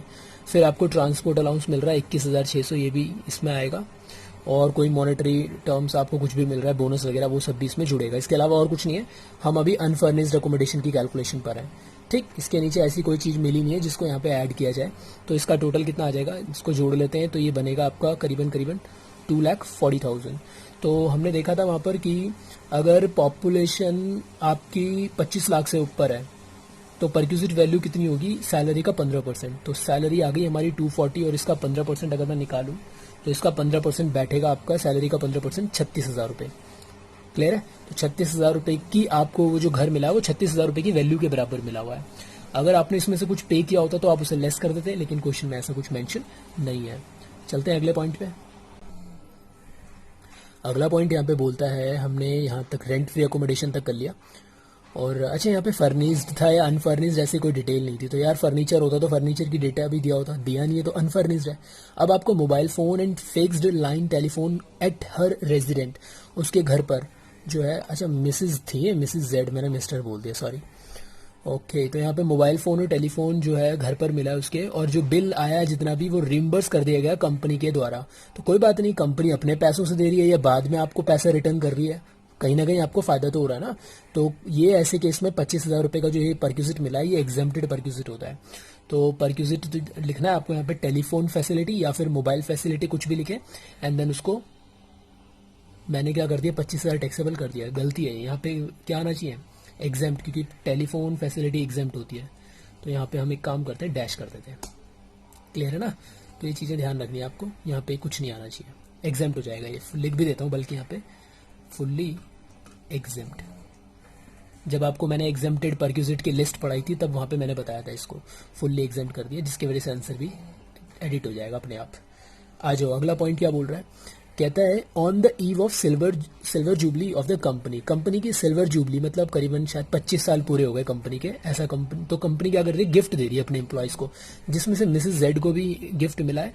अच्छा, वो गिफ्ट जो है कितनी वर्थ का है, जब वर्थ लिखा होता है मतलब इतनी कीमत का है, मतलब कोई काइंड में गिफ्ट मिला है, कैश नहीं मिला उनको, कुछ चीज़ मिली है कोई काइंड फॉर्म में, यानी कोई वॉच हो सकती है या फिर कुछ भी ऐसी चीज़ जो काइंड फॉर्म में हो, फिजिकल फॉर्म में मिला है उन्हें, कुछ 12,000 रुपये की कीमत का कुछ गिफ्ट मिला हुआ है कंपनी से। मालिक से अगर गिफ्ट मिलता है तो काइंड में मिलता है 5,000 रुपये तक की माफ़ी होती है, याद है आपको। तो यहाँ पे हम दिखा देते हैं, मैंने वन लाइनर में दिखा दिया, 12,000 रुपये की चीज़ मिली है जिसमें से 5,000 रुपये सरकार की तरफ से माफ़ी है। इससे ऊपर का जो भी सामान आपको मिल रहा है 7,000 का, उस पर आपको टैक्स भरना पड़ेगा। सरकार कह रही है 5,000 तक अगर गिफ्ट मिलता है साल में, टैक्स मत भरो, 5,000 से ऊपर मिल रहा है तो टैक्स भर दो, फिर आपको बेनिफिट हो रहा है। क्योंकि 5,000 तक का गिफ्ट सरकार कहती है चलो लेने दो, लेकिन उससे ऊपर हम नहीं, उस पर फिर टैक्स भरना पड़ेगा, सरकार का ये कहना है। क्लियर है, आगे चले। कहता है कोई भी पॉइंट नहीं समझ में आ रहा हो डाउट वो कर देना नीचे कमेंट, क्वेश्चन नंबर मेंशन करके 6 का ये वाला पॉइंट, फिर मैं बताऊंगा आपको। कहता है शी वॉज अलाउड, उसको अलाउ किया गया, उसको दिया गया टू यूज करने के लिए, क्या यूज करने के लिए, video camera and the laptop belonging to the company, मतलब कंपनी का वो खुद का था, लैपटॉप एंड वीडियो कैमरा, दोनों चीजें कंपनी ने उनको यूज करने के लिए दी है मिसेज जेड को। The company had purchase, company ने इसे खरीदा था कब, इन एसेट्स को 75,000 और 1.5 लाख रेस्पेक्टिवली, मतलब वीडियो कैमरा 75,000 का है, लैपटॉप जो है 1.5 लाख का है, कंपनी ने यूज करने के लिए इनको दिया हुआ प्रीवियस ईयर के अंदर। तो मैंने बताया था अगर आप कोई मूवेबल एसेट लेकर आ रहे हो यूज करने के लिए तो उसकी टैक्सेबिलिटी अगर कंपनी का खुद का है तो ओरिजिनल कॉस्ट का 10%, और कंपनी ने किराए पे लेकर दिया है तो किराए वाली वैल्यू। लेकिन लैपटॉप और कंप्यूटर अगर यूज करने के लिए लेकर आ रहे हो तो वो माफ होता है, एग्जेम्प्ट होता है। आ जाओ फिर। तो वीडियो कैमरे की वैल्यू कैसे आएगी, 75,000 जो उसकी ओरिजिनल कॉस्ट था 10% ले लेंगे, 7,500 आ जाएगा। लैपटॉप क्या होता है, फुल्ली एग्जाम, नीचे नोट, तो आप इसके लिए नोट लिख सकते हो। नोट कैसे कि इफ एम्प्लॉयर गिव्स लैपटॉप और computer for the personal use of employee then it shall be fully exempted perquisite, ऐसे करके आप मेंशन कर सकते हो नोट, या फिर और भी कोई लैंग्वेज में लिख सकते हो। तो लैपटॉप मिल रहा है, एग्जेम्प्ट कर दिया मैंने, डैश यहाँ पे आप लगा देंगे अच्छी तरीके से, डैश कर देंगे, या कई नील भी लिख सकते हैं, ऐसा कुछ नहीं है, कई लोग नील भी लिखते हैं, ठीक है, नील लिखो या फिर डैश लगाओ, चलेगा, मर्जी आपकी है। नील लिख देते हैं, अभी मिडिल में नहीं आ रहा, कोई प्रॉब्लम नहीं है, एक्सेल में लिख रहा हूँ ना मैं। आ जाओ अगले पॉइंट पर। तो अगले पॉइंट में क्या बोलता है, she was given a chauffeur driven. देखो शॉफर का मतलब मैंने वहाँ पे बताया था जब आपको क्लास दे रहा था, शॉफर का ये मीनिंग स्पेलिंग भी आ गई यहाँ पे। कहता है शॉफर मतलब होता है ड्राइवर, तो आपको एक ऐसी क्या दे रहा है वो, she was given a chauffeur driven car, एक ऐसी गाड़ी जो शॉफर के साथ दी जा रही है, मतलब ड्राइवर के साथ आपको एक गाड़ी दी जा रही है, कुल मिला के मतलब ये है। तो आपको एक गाड़ी दी गई है ड्राइवर के साथ, गाड़ी की जो कैपेसिटी है वो 1.6 की है for the private and the official, that means both purpose के लिए है, and all the expenses of running and maintenance including driver salary were paid by the company, सारे खर्चे कंपनी पे कर रही है, कंपनी पे कर रही है और कंपनी ही गाड़ी दे रही है। तो मैंने आपको पहले क्वेश्चन में बना के दिखाया था, कहाँ गया वो हमारी शीट थी जिसमें वो ट्रिक थी ना RR वाली, उस शीट के अंदर हमने ये देखो यहाँ पे बनाया था।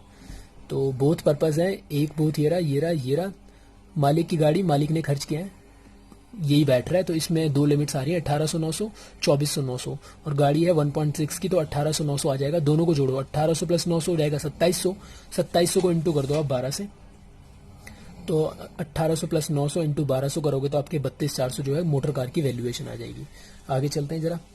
आगे बोलता है during the year she got reimbursement, उसको कुछ पैसा वापस मिला है from the company 20,000 spent on the medical treatment, जो उसने अपनी जेब से मेडिकल ट्रीटमेंट पे खर्च करा था वो पैसा उसको रिम्बर्स कर दिया कंपनी ने 20,000। तो मेडिकल रिम्बर्समेंट जब आपको मिलता है तो पिछले साल तक 15,000 की माफी थी, लेकिन अब ये क्या हो जाएगा, फुली टैक्सेबल हो जाएगा। तो 20,000 रुपये आपको फुली टैक्स कर देना है। क्लियर है। तो सरकार ने हमसे दो एग्जाम्पशन छीनी है जो ट्रांसपोर्ट अलाउंस पे मिलती थी और मेडिकल रिइंबर्समेंट पे मिलती थी, अब उनके बदले उन्होंने स्टैंडर्ड डिडक्शन 40,000 की दे दी है।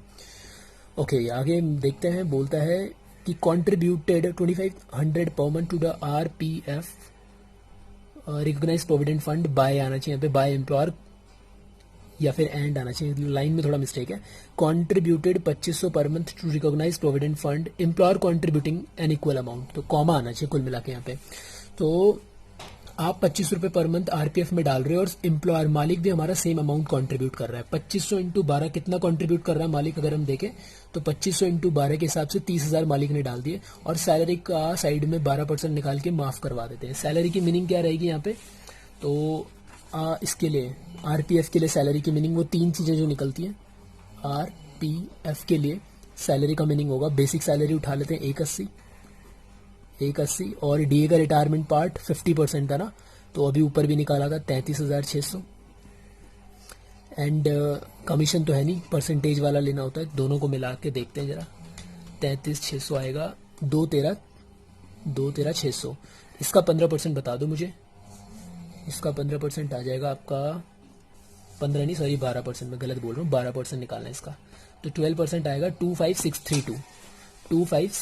आप जब 12% निकालेंगे सैलरी का तो टैक्सेबल वैल्यू निकल कर आ जाएगी। टोटल करें ग्रॉस सैलरी आएगा, एक ही रिडक्शन मिलेगी, इन दोनों के बारे में इन्फॉर्मेशन है नहीं। आप 40,000 घटाएंगे और आपके पास इनकम फ्रॉम सैलरी आ जाएगा। तो 6 क्वेश्चन हमने कवर कर लिए। इस क्वेश्चन को एक बार फिर से दोबारा आप देख सकते हो। चल रहे हैं हम 7th नंबर के क्वेश्चन पर। तो ये है हमारा क्वेश्चन नंबर 7, जिसमें है mister Nikhil is a sale manager in Delhi में, वो सेल्स मैनेजर है। He furnishes the following data during the previous year का जो अपना डेटा दे रही है। तो आपको बेसिक सैलरी 96,000 पर मंथ वगैरह कुछ नहीं लिखा है, दैट मीन्स ये पूरे साल का आपको गिवन है। तो यहाँ पे ले लेते हैं बेसिक सैलरी 96,000। उसके बाद आपको बोनस मिल रहा है 6,000 रुपये का, पूरे साल का दिया हुआ है, बोनस ले लिया मैंने 6,000 रुपये। उसके बाद आपको डियरनेस अलाउंस दिया है, ब्रैकेट को बाद में पढ़ेंगे, 1,000 रुपये पर मंथ। तो आपको DA मिल रहा है 1,000 रुपये पर मंथ, मतलब साल का मिल रहा होगा आपको 12,000 रुपये। अंदर कैलकुलेशन दिखानी जरूरी है, 12,000, जिसमें 200 पर मंथ जो है रिटायरमेंट बेनिफिट है, तो इसकी तो कैलकुलेशन हो जाएगी आराम से। Travelling allowance for official purpose के लिए दिया जाता है, टाइप नंबर 1 में आता है। ट्रैवलिंग अलाउंस DTC हुआ अगर आपको याद हो, तो ट्रैवलिंग अलाउंस दिया है 25,000 रुपये। अब बोला नहीं है कि कितना खर्च करा है, तो जब ये ऑफिस पर्पस के लिए दिया है तो अब यहाँ पे आपकी चॉइस है। आप इसमें वैसे तो एजम्पशन यही लेनी चाहिए कि भाई जो है इन्होंने जो ऑफिस के लिए जो मिला है पूरा स्पेंड कर दिया ऑफिस के पर्पस के लिए। तो ऐसे हिसाब से अगर आप लेते हैं तो यहाँ पे इसे क्या कर देंगे, एग्जेम्प्ट कर देंगे। क्यों? क्योंकि ऑफिस के लिए जो ट्रैवलिंग अलाउंस मिला था अब उन्होंने खुद से वैल्यू तो दी नहीं है, तो नीचे एक नोट जरूर लिख देना कि assume he spends full amount for official purpose या ऑफिस ड्यूटी। ठीक, तो जो उन्हें ऑफिस के लिए मिला, ऑफिस के लिए उन्होंने पूरा खर्च कर दिया, ये मानकर हम चल रहे हैं और एग्जाम्प्ट ले लेंगे क्योंकि कोई बेनिफिट नहीं हो रहा हमें वहाँ पे। उसके बाद आपको he has been provided a big car, एक बड़ी कार 2000 सीसी मतलब 2 litre CC for the official purpose and personal purpose, both purpose के लिए मिल रही है। The maintenance and the running खर्चे जो है इंक्लूडिंग ड्राइवर, कौन बॉर्न कर रहा है, कौन बेयर कर रहा है, कंपनी बेयर कर रही है। तो फिर से मैं वही डेटा उठा लेता हूँ आपके लिए जो ट्रिक बनाई थी RR वाली। ठीक है, वो शीट में हमारे पास ये ट्रिक थी। गाड़ी कंपनी दे रही है, खर्चे कंपनी बेयर कर रही है और बोथ पर्पज के लिए है। तो बोथ और ये वाला थर्ड वाला 1 2 3 केस था ना, गाड़ी मालिक दे रही है, एम्प्लॉयर और खर्चे एम्प्लॉयर कर रहा है बोथ पर्पज के लिए। और लिमिट कौन सी आ जाएगी, नीचे वाली आ जाएगी इस बार, क्योंकि 2000 1.6 से ज़्यादा होता है। तो 2400 प्लस 900 इंटू 12 कर देते हैं इसके सोल्यूशन में। तो आ जाओ यहाँ पे देखते हैं कहाँ है, 2400 प्लस 900 इंटू 12 करेंगे 39,600 आपकी मोटर कार की वैल्यू आ जाएगी। उसके बाद आपका यहाँ पर दिया हुआ है he lived in a house belonging to a company, एक ऐसे घर में वो रह रहा है जो कंपनी का है। बिलोंगिंग टू अ कंपनी मतलब कंपनी ने उनको एक घर दिया हुआ है, यानी रेंट फ्री अनफर्निश्ड अकोमोडेशन के डिटेल यहाँ पे आपको दी हुई है। अब आगे भी पढ़ लेते हैं। The company has provide the facility of watchman who is being paid और सैलरी 300 रुपये पर मंथ। देखो ये अलग चीज़ है, बेशक से एक ही लाइन में लिखा है लेकिन ये अलग चीज़ है। आपका ये सर्वेंट फैसिलिटी है, आपको एक वॉचमैन दिया गया है जिसकी जो सैलरी कंपनी पे कर रही है 300 रुपये पे कर रही है। तो एक घर के साथ अलावा आपको एक वॉचमैन मिला हुआ है। नीचे बोलता है रेंट रिकवर्ड फ्रॉम निखिल, जो निखिल एम्प्लॉय है उस जो अपने कंपनी ने उसे घर दिया हुआ है, निखिल से 2600 रुपये उस घर के बदले लिए जाते हैं। तो परक्यूजिट में से वो अमाउंट घटा दिया जाता है जो भी एम्प्लॉय पे कर रहा होता है। तो इसे हम ध्यान रखेंगे। सबसे पहले हम घर की वैल्यू निकाल लेते हैं। तो मैंने यहाँ पे हेडिंग लगा दी, अनफर्निश्ड अकोमोडेशन कितना मिला। तो अब मुझे बताओ यहाँ पे गवर्नमेंट है नॉन गवर्नमेंट है, कुछ नहीं बोला हुआ, नॉन गवर्नमेंट। कंपनी का खुद का है, किराए पे लेकर दिया हुआ है, साफ बोला हुआ है कंपनी का खुद का है। और किराए की तो डिटेल यहाँ पे दी भी नहीं है। तो कंपनी का खुद का है तो पॉपुलेशन पर बेस्ड होगा। अब घर कहाँ मिला है कुछ इन्फॉर्मेशन भी नहीं दी हुई है। तो जहाँ काम कर रहा है, दिल्ली में काम कर रहा है, दिल्ली में ही घर मिला होगा। और दिल्ली की पॉपुलेशन 15 लाख से ऊपर है। सैलरी निकालो, उसका 15% ले लेते हैं। तो सैलरी कितनी आएगी यहाँ पे निकाल लेते हैं।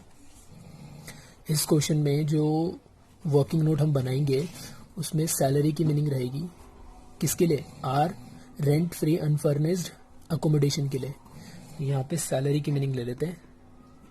उठाओ यहाँ से सैलरी, एक तो 96,000 आ जाएगा बेसिक, 96,000 प्लस डीए का रिटायरमेंट पार्ट तो अभी बाद में देखते हैं, पहले बोनस 600 रुपये ले लेते हैं। 6,000 सॉरी। फिर डीए का रिटायरमेंट पार्ट 200 रुपये था, अगर आपको याद हो वहाँ पे 200 रुपये, तो 12 दूनी 2400 रुपये तो आपका डीए का रिटायरमेंट आ जाएगा। यहाँ लिख रहा हूँ मैं नीचे 2400। उसके अलावा एंटरटेनमेंट अलाउंस मिला है आपको 36,000 रुपये का, 36,000 रुपये का एंटरटेनमेंट अलाउंस है। एंड ट्रैवलिंग अलाउंस तो है ही नहीं, खत्म है। यहाँ पे मोटर कार लेनी नहीं है, बस इतना ही लेना है। इसको टोटल कर लेते हैं। तो टोटल करने के बाद पता लगेगा 96,000 प्लस 6,000 प्लस 2400 प्लस 36,000, तो टोटल निकल कर आएगा 1,40,400। इसका आपको 15% लेना है। तो अगर मैं इसका 15% निकालूं तो ये आ रहा है 21,000। आपका यहाँ पे मिस्टेक आ रही है क्या, यहाँ पे मैंने निकाला है, शायद ये पहले गलती कर दी होगी मैंने। एक मिनट चेक करते हैं फिर से। हमारा वाला सही है, मतलब ये जो आ रहा है 1,40,400, इसका हमें 15% हमें निकालना होगा, जो कि 21,060 आ रहा है। तो मैं यहाँ पे चेंज कर लेता हूँ, 21,060 कर देता हूँ, 21,060। ठीक है। उसके बाद एम्प्लॉय ने 2600 रुपये पे करा था। अगर आपको क्वेश्चन याद हो कि रेंट रिकवर्ड फ्रॉम निखिल से 2600 रुपये लिए जाते हैं, तो आप 2600 रुपये यहाँ पे माइनस कर देंगे एंड आपकी जो टैक्सेबल वैल्यू आ जाएगी वही आ जाएगी। आप कौन है, निखिल है यहाँ पे क्वेश्चन के अंदर। क्लियर है। आगे देखें जरा, बोलता है कि the following amount were deposit in the provident fund. ये चीज़ें हैं जो प्रोविडेंट फंड में डिपॉजिट की गई हैं। कौन सा प्रोविडेंट फंड, कुछ ना हो तो आरपीएफ ही लेकर चलेंगे। ओ खुद का कंट्रीब्यूशन, मेरा खुद का, निखिल का खुद का ओन कंट्रीब्यूशन 80C मिलेगा। यहाँ पे कुछ शो नहीं करना। कंपनी कंट्रीब्यूट कर रही है 13,000, ठीक है 13,000, लेकिन 12% सैलरी का हम माइनस कर देंगे। तो कंपनी ने कंट्रीब्यूट किया, पहले कंपनी ने कितना कंट्रीब्यूट किया, 13,000 मैंने यहाँ दिखा दिया। अब सैलरी का 12% निकालेंगे और उसे घटा देंगे। तो सैलरी का मतलब क्या रहेगा यहाँ पे, basic plus DA plus retirement commission. तो बेसिक दिया हुआ है, यहाँ पे मैं ले लेता हूँ आपके लिए, यहाँ पे दोबारा से कैलकुलेट कर देते हैं। रिकॉग्नाइज प्रोविडेंट फंड के लिए जो सैलरी है कितनी है आपकी, बेसिक सैलरी 96,000 तो बेसिक हो गई, 96,000 तो बेसिक हो गई। डीए का रिटायरमेंट पार्ट वो 200 रुपये पर मंथ था, 2400 ले लेते हैं। एंड कमीशन आपके क्वेश्चन में है नहीं, तो इसको अगर हम जोड़ लें 96,000 प्लस 2,400 तो 98,400 आपका यहाँ पे सैलरी आता है। इसका 12% मुझे बताओ, यह आएगा 11,808। तो 11,808 आप घटा लेंगे यहाँ से, टैक्सेबल वैल्यू बाहर आ जाएगी। डन, यहाँ तक क्लियर हो गया। आगे चलते हैं। बोलते हैं इंटरेस्ट भी मिला है 12% की रेट से, जो मिला है 12,000 रुपये। तो सिंपल ऐसे कैसे करेंगे, इसके लिए मैं आपको बता चुका हूँ। आपको 12,000 रुपये मिले हैं, तो पहले तो आप मिले जो है वो लिख दो यहाँ पे, 12,000 रुपये मिले हैं। एंड देन उसमें से एग्जाम्प्ट कर दो कितना, ये जो गुल्लक थी इसका 12% आपको मिला, जो कि था 12,000 रुपये। इसी गुल्लक का 9.5% घटाना है आपको, लेकिन पहले पता करना पड़ेगा इस गुल्लक में कितने, 12% से इसे डिवाइड मारो, ये 1 लाख बैठेगा, 9.5% जो निकलेगा 9,500 घटा देंगे हम। तो मैंने वही किया, 12,000 डिवाइड बाय 12%, पूरे 100% की वैल्यू आएगी 1 लाख। उस 1 लाख का, उस फंड का 9.5% कितना आएगा घटा लेना है आपको। ठीक, टोटल करेंगे, ग्रॉस सैलरी आ जाएगा। डिडक्शन जो हमेशा मिलती है 16(1)(a) की कंपलसरी है, सबको मिलेगा। एंटरटेनमेंट अलाउंस कुछ इन्फॉर्मेशन नहीं था, प्रोफेशनल टैक्स कोई इन्फॉर्मेशन नहीं है। टोटल घटाया 40,000 और आपके पास आ गया इनकम फ्रॉम सैलरी। क्लियर है। तो इस तरीके से क्वेश्चन कर रहे हैं। हमारे 7 क्वेश्चन हो गए, लास्ट क्वेश्चन हम जा रहे हैं। इसको आप स्क्रीनशॉट ले लो, ये आपका क्वेश्चन है और ये आपका सोल्यूशन है। तो ये है हमारी वीडियो का लास्ट क्वेश्चन, क्वेश्चन नंबर 8, और 7 क्वेश्चन हमने कंप्लीट कर चुके हैं। इस क्वेश्चन में क्या है, इसे फटाफट से देखते हैं। Mister x was a general manager of P company limited. He retired from the service 31/12/2018, यानी अपने प्रीवियस ईयर में रिटायर हुए हैं। तो क्वेश्चन रिटायरमेंट पर बेस्ड है और दिसंबर को रिटायर हो गए, मतलब 1 अप्रैल 2018 से कितने महीने इन्होंने काम किया होगा? अप्रैल, मई, जून, जुलाई, अगस्त, सितंबर, अक्टूबर, नवंबर, दिसंबर, 9 मंथ्स। दिसंबर भी काउंट करना है, वाई? बिकॉज एंड में, दिसंबर के एंड में रिटायर हुआ है। तो 9 महीने इन्होंने काम किया अपने प्रीवियस ईयर के अंदर, और लगभग आज जब वो रिटायर हुए तो उन्होंने 30 साल की सर्विस कंप्लीटेड वहां पे दे चुके थे। कुछ इन्फॉर्मेशन है जो इनको मिल रहा था। 9,000 रुपये, हर 90,000 रुपये। देखो यहाँ ना क्वेश्चन में थोड़ी मिस्टेक है, यहाँ 90,000 नहीं है, 9,000 आएगा। तो आप, मैं इसे करेक्ट कर दूंगा और जो पीडीएफ होगी वो करेक्ट फॉर्म में ही रहेगी, डो नॉट वरी। तो सैलरी 9,000 रुपये हर महीने की है, और हाउस रेंट अलाउंस जो है वो 5,000 रुपये पर मंथ है। तो पहले मैं सैलरी यानी basic salary as it is लिख देता हूँ, सॉल्यूशन देखते हैं। तो हमने यहाँ पे बेसिक सैलरी लिखा 9,000 इंटू 9, 81,000, एंड फिर आपको हाउस रेंट अलाउंस मिल रहा है 5,000 पर मंथ। अब एचआरए मिल तो रहा है, लेकिन ये कितना खर्च कर रहे हैं कहीं पे लिखा है, तो मैं आपकी हेल्प कर देता हूँ। वैसे तो आप क्वेश्चन पूरा पढ़ें पहले। He leaves in his own house, वो अपने खुद के घर पे रह रहा है, तो खर्चा तो कुछ भी नहीं कर रहा वो। तो जो भी इसे ये मिल रहा है 5,000 इंटू 9, ये फुल्ली टैक्सेबल हो जाएगा। क्लियर है? तो जब आप कुछ उसमें से खर्च करेंगे तभी जाकर आपको वो जो आपके लिमिट्स हैं वहाँ पे काम करना होगा। तो आप कुछ खर्च ही नहीं कर रहे, तो जितना आपको अलाउंस मिल रहा है वो सारा क्या हो जाएगा? टैक्सेबल ही हो जाएगा, राइट? ओके, उसके बाद यहाँ पर मेडिकल अलाउंस दिया हुआ है, फुली टैक्सेबल होता है टाइप नंबर 3 में। तो यहाँ पे मैंने लिख दिया है मेडिकल अलाउंस कितना आ रहा है। मेडिकल अलाउंस ये रहा 1200 इंटू 9 करेंगे आप। तो यहाँ पे शायद गलती हो गई है, मिस्टेक हो गई है, यहाँ होना चाहिए, इसे ठीक कर लेते हैं। 1200 मल्टीप्लाई 9 मंथ्स, तो ये आएगा आपका 10,800, बिल्कुल सही। उसके बाद क्वेश्चन में दिया हुआ है 5,600 being the cost of first class rail ticket of for X and his family for their visit to home town was reimbursed by the employer। मतलब जो X है और उसकी फैमिली का एक टूर था जो घर होम टाउन का था, तो वहाँ पे वो फर्स्ट क्लास रेल का जो पैसा 5600 रुपये जो खर्चा आया वो कंपनी ने उसे रीइंबर्स कर दिया। तो ये एक तरीके का लीव ट्रेवल कंसेशन है। अब कंपनी ही खर्च कर दे या कंपनी बाद में आपको मतलब रिफंड कर दे, रीइंबर्स कर दे, फैसिलिटी तो आपको मिली है। तो मैंने आपको ये 19th वाली वीडियो के अंदर पेंडिंग टॉपिक में बताया था लीव ट्रेवल कंसेशन के लिए, लेकिन यहाँ पे किस लिए मिल रहा है?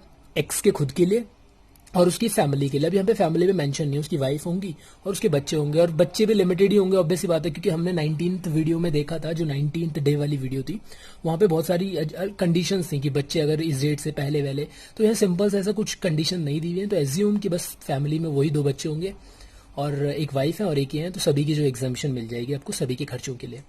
तो आप लीव ट्रेवल कंसेशन लिखें एंड यहाँ पे क्या कर देंगे? एग्जाम्पशन कर देंगे, राइट? उसके बाद यहाँ पे आपको एक कार मिल रही है जो कि 1.4 लीटर इंजन क्यूबिक कैपेसिटी की है। Is provided by the company for official and the personal, that means both purpose के लिए, and all the expenses of running and maintenance of car and salary of the driver are borne by the company. यानी सारे जितने भी खर्चे हैं including driver salary कौन bear कर रहा है? कंपनी बेयर कर रही है। गाड़ी कौन दे रहा है? कंपनी दे रही है। तो मैंने वो जो ट्रिक बताई थी आपको उस ट्रिक को एक बार फिर से रिवाइज कर लेते हैं। कहाँ पर थी वो ट्रिक? आई थिंक वो पेज मेरे से मिस हो गया है, मेरे को 1 मिनट देखना पड़ेगा। हाँ, वो पेज मिस हो गया, मैं दोबारा बना लेता हूँ, नो प्रॉब्लम। तो क्या थी वो कि पहले तो मालिक कौन है, खर्चे कौन कर रहा है। हमारे वो 3 केस थे, एम्प्लॉयर एम्प्लॉयर एम्प्लॉयर एम्प्लॉयर, बीच में फिर एम्प्लॉय भी था एक जगह, एम्प्लॉयर, फिर इसका उल्टा कर देते हैं एंड देन फिर अगेन इसका उल्टा कर देते हैं। Purpose office office, both both, personal both. तो ढूंढते हैं, बोथ पर्सनल है तो बोथ पर्पस के लिए था हमारे क्वेश्चन में, तो 3 केसेस बन रहे हैं बोथ वाले। अब हमें और फिल्टर करना होगा, इसे एलिमिनेट करना है। तो कहता है गाड़ी बोथ पर्पस के लिए दिए, कौन दे रहा है? मालिक। ये रहा, मालिक गाड़ी दे रहा है और मालिक ही खर्चे पे कर रहा है। तो अगर मैं इस वाले बोथ को देखूं, इसमें गाड़ी एम्प्लॉय की थी, ये तो कट गया। इसमें देखें तो मालिक की गाड़ी है लेकिन खर्चे एम्प्लॉय कर रहा है, ये भी हट गया। हमारे केस कौन सा आ जाएगा? ये वाला। ऐसे करके ढूंढना होता है आपको। इसमें कैसे निकलती है वैल्यू? यहाँ कुछ नहीं, लिमिट बेसिस पे फॉर्मूला टाइप का फॉर्मूला टाइप था। तो यहाँ पे क्या थे? यहाँ पे 1800 प्लस 900 एंड 2400 प्लस 900। अब यहाँ पे लिमिट चेक करनी पड़ेगी, तो गाड़ी की लिमिट कितनी है वो देख लेते हैं। क्वेश्चन में लिमिट देख लेते हैं एक बार। 1.4 लीटर की है, तो अगर 1.6 अप टू 1.6 है, up to 1.6 litre cubic capacity, तो ऊपर वाली लिमिट है। और अगर अबव 1.6 ऐसी था, याद आ रहा होगा आपको, सीसी है 1.6 से ऊपर की है, तो नीचे वाली है 2400 है। तो हमारे केस में कौन सी लिमिट लगेगी, ये गाड़ी की वैल्यू। और अगर ड्राइवर भी कंपनी दे रही है, तो ये कंपनी को देखो, ड्राइवर को तो कंपनी सैलरी कुछ और दे रही होगी, लेकिन हमें उसके लिए वैल्यू क्या लेनी, 900 पर मंथ, दैट्स इट। ठीक है, अब वो महंगा ड्राइवर है, सस्ता ड्राइवर है, उससे कोई लेना देना नहीं है। कानून ने हमारे लिए यहाँ पे लिमिट फिक्स कर रखी है, हमें वही लेनी होगी। तो 1800 प्लस 900 एंड इंटू कितना करोगे, इंटू 12 मत करना, क्योंकि इस क्वेश्चन में हम सारी चीजें 9 से मल्टीप्लाई कर रहे हैं। तो मोटर कार में आप क्या करेंगे, 1800 प्लस 900 इंटू 9 कर देंगे, जो भी ब्रैकेट में आया 27 इंटू 9, तो आपकी वैल्यू निकल कर आएगी 24,300। बिल्कुल सही। इसके बाद देख लेते हैं और क्या है हमारे पास। मोटर कार के बाद है एक्स कॉन्ट्रीब्यूट, एक्स मतलब वो एम्प्लॉय, एक्स कॉन्ट्रीब्यूट कर रहा है 20% ऑफ इस सैलरी। सैलरी का मतलब वही सैलरी जो आरपीएफ में यूज होती है। तो सैलरी का 20% कॉन्ट्रीब्यूट कर रहा है आरपीएफ के अंदर, एंड एम्प्लॉयर कॉन्ट्रीब्यूट कर रहा है 10%। 10% किसका, तो वही सैलरी की ही बात चल रही है। वो लाइन इस तरीके से लिखी, थोड़ी आपको काम लॉजिकली सोचना पड़ेगा। क्लियर। तो एक्स भी 20%, हमें एटीसी मिलेगा, हम एटीसी यहाँ पे मेंशन नहीं करेंगे। मालिक जो कंट्रीब्यूट कर रहा है इस सैलरी का, सैलरी मतलब वही बेसिक, डीए का retirement part plus commission percentage वाला। आप कई बार इसको मत ले लेना, यहाँ पे 9000 जो भी है आपका, ये जो इसको मत समझ लेना, यहाँ पे ये सैलरी सिंपल लिख रहा है। अगर ये लिखना चाहता तो ये लिखता बेसिक सैलरी का 20%, फिर एक अलग बात हो जाती। डन। तो यहाँ पे ये सैलरी मतलब वो सैलरी जो आरपीएफ के अंदर यूज की जाती है, उसका 20% एंड 10% कॉन्ट्रीब्यूट कर रहा है। हमें किससे लेना देना है, ये जो मालिक कॉन्ट्रीब्यूट कर रहा है।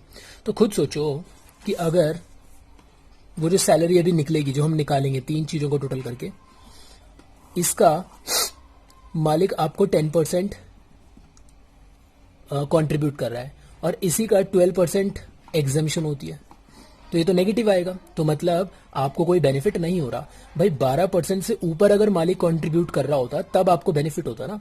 खुद सोचो, कॉमन चीज है ये सैलरी, इसी सैलरी का 10% कंट्रीब्यूट कर रहा है और इसी सैलरी का 12% माफी है, तो वो तो ऑलरेडी एग्जाम्प्ट हो रहा है। तो आप चाहो तो दिखा भी सकते हो, अदरवाइज मैंने यहाँ पे क्या करा है, आप देखो, आप पहले निकालो 10% ऑफ सैलरी, जो भी आ रहा है यहाँ लिख देना, एंड फिर 12% उसी सैलरी का आप निकाल के यहाँ लिख देना और यहाँ पे डैश मार देना।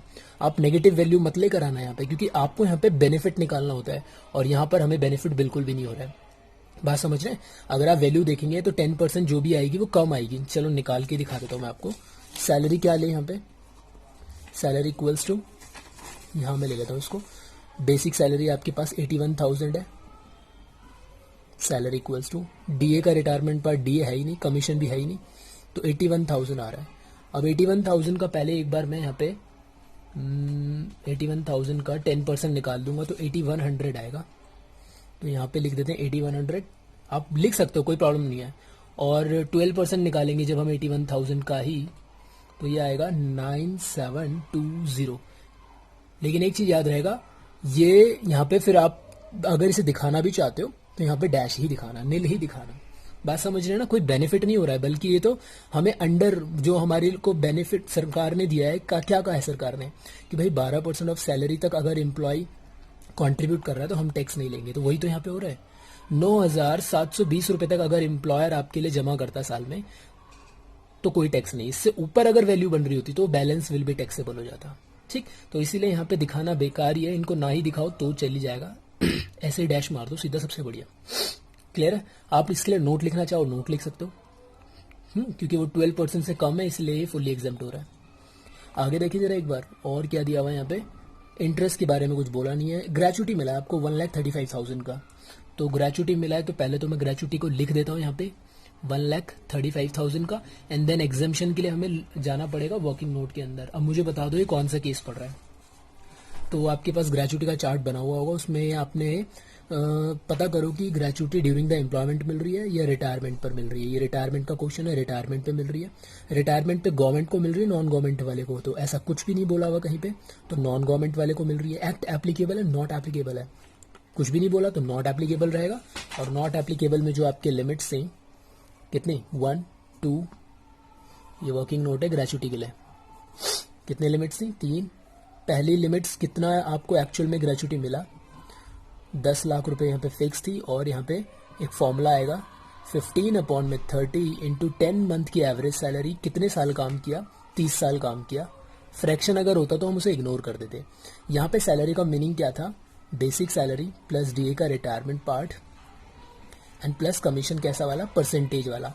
लेकिन ये आपको यहाँ पे 10 मंथ का एवरेज लेना है। अब 10 मंथ का एवरेज मतलब आप एक महीने का सैलरी निकाल लो, एक महीने का सैलरी निकाल लो और उसको 10 से इंटू कर दो तो आपका 10 मंथ का सैलरी आ जाएगा, और फिर डिवाइड कर दो 10 से, तो कुल मिला के जो एक महीने का सैलरी है वही आपका एवरेज बन जाएगा।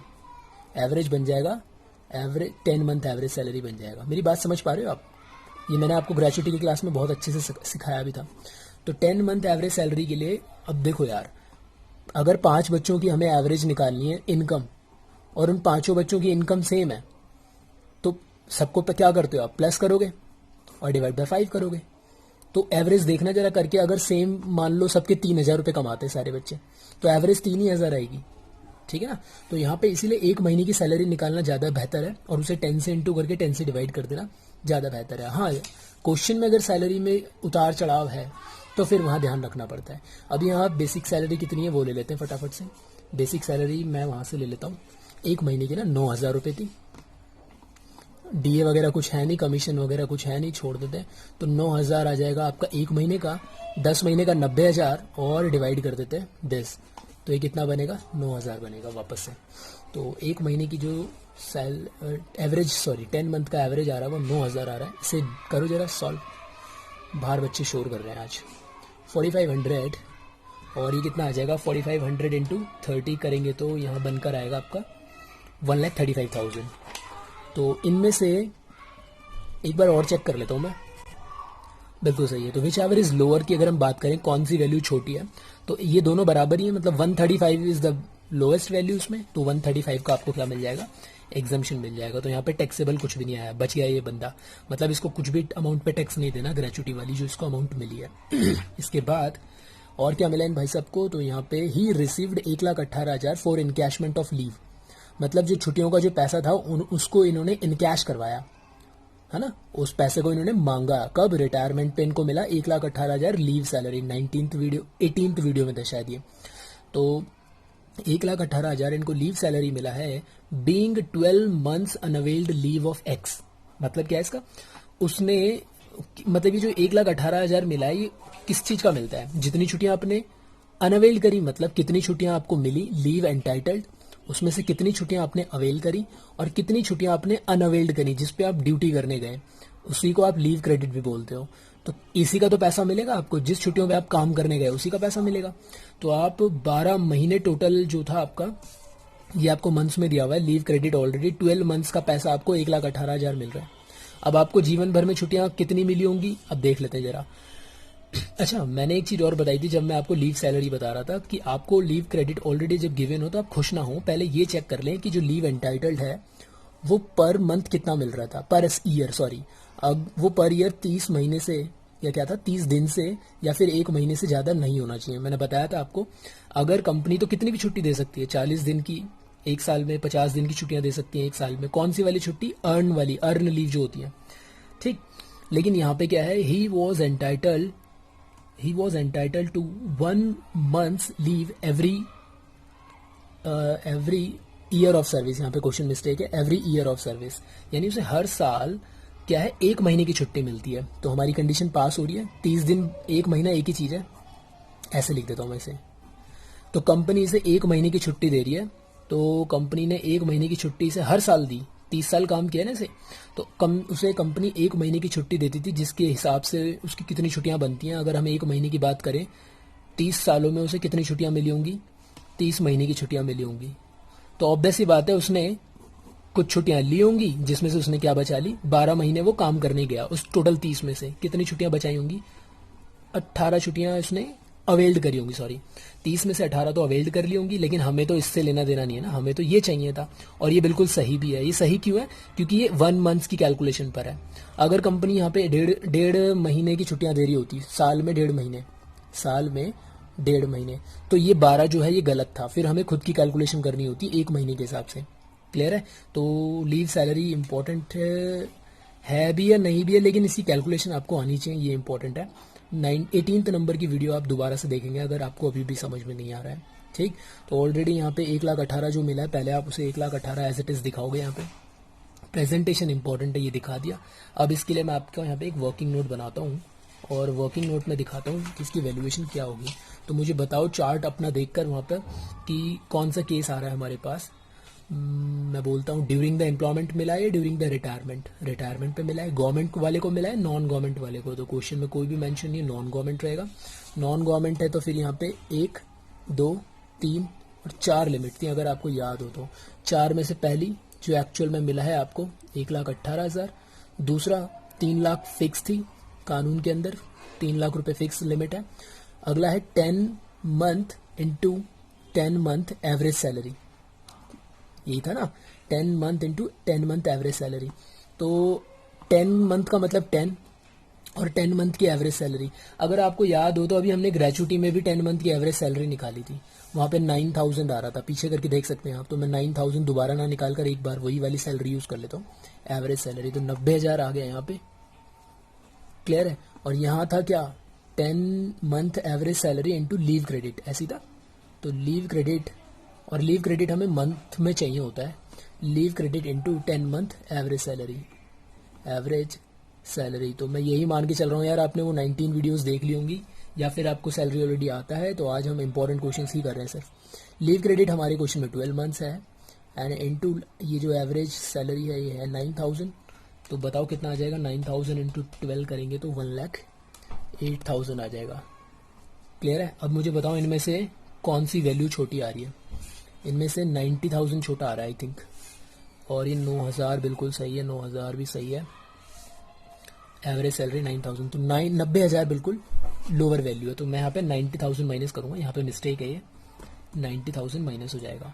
तो बच के आएगा 28,000 पे आपको टैक्स देना है। टोटल करेंगे तो ग्रॉस सैलरी, इसमें से ये डिडक्शन कंपलसरी सबको मिलेगा, ये दोनों डिडक्शन के बारे में कुछ बोला नहीं था। और आप 40,000 घटाएंगे तो आपके पास इनकम फ्रॉम सैलरी कैलकुलेट होके आ जाएगा। तो आई होप आपको ये सारे के सारे क्वेश्चंस अच्छे लगे हों और समझ में आए, क्योंकि क्वेश्चन सारे इंपॉर्टेंट थे, अच्छे थे, एग्जाम्स में आए हुए क्वेश्चंस भी हैं और काफ़ी कुछ सिखाते हैं, सारे रिवीजन दिलवाते हैं। इंपॉर्टेंट ये है कि आपने सारे नोट्स बनाए हुए हों तो ज़्यादा मज़ा आएगा, क्योंकि मैं जितनी भी चीज़ें बोल रहा हूँ मैंने आपको एक भी चीज़ दिखाई नहीं है, ना ही ग्रेचुटी का कोई चार्ट दिखाया, ना ही लीव सैलरी का कोई चार्ट दिखाया। मैं मान के चल रहा हूँ कि आपके पास सारे चार्ट्स हैं। तो मेरी तरफ से सैलरी कंप्लीट है, और कोई भी डाउट्स है तो आप कमेंट्स करें, वीडियोस जो नहीं समझ में आ रही है उसे दोबारा जाकर देखें। और अभी मैं शुरू करने वाला हूँ हाउस प्रॉपर्टी, और नेक्स्ट वीडियो जो है सीरीज़ आएगी इनकम फ्रॉम हाउस प्रॉपर्टी के लिए। तो मिलते हैं अगली वीडियो में, तब तक के लिए bye bye, take care. Video को लाइक करें, सब्सक्राइब करें चैनल को और बेल आइकन बटन दबाएं।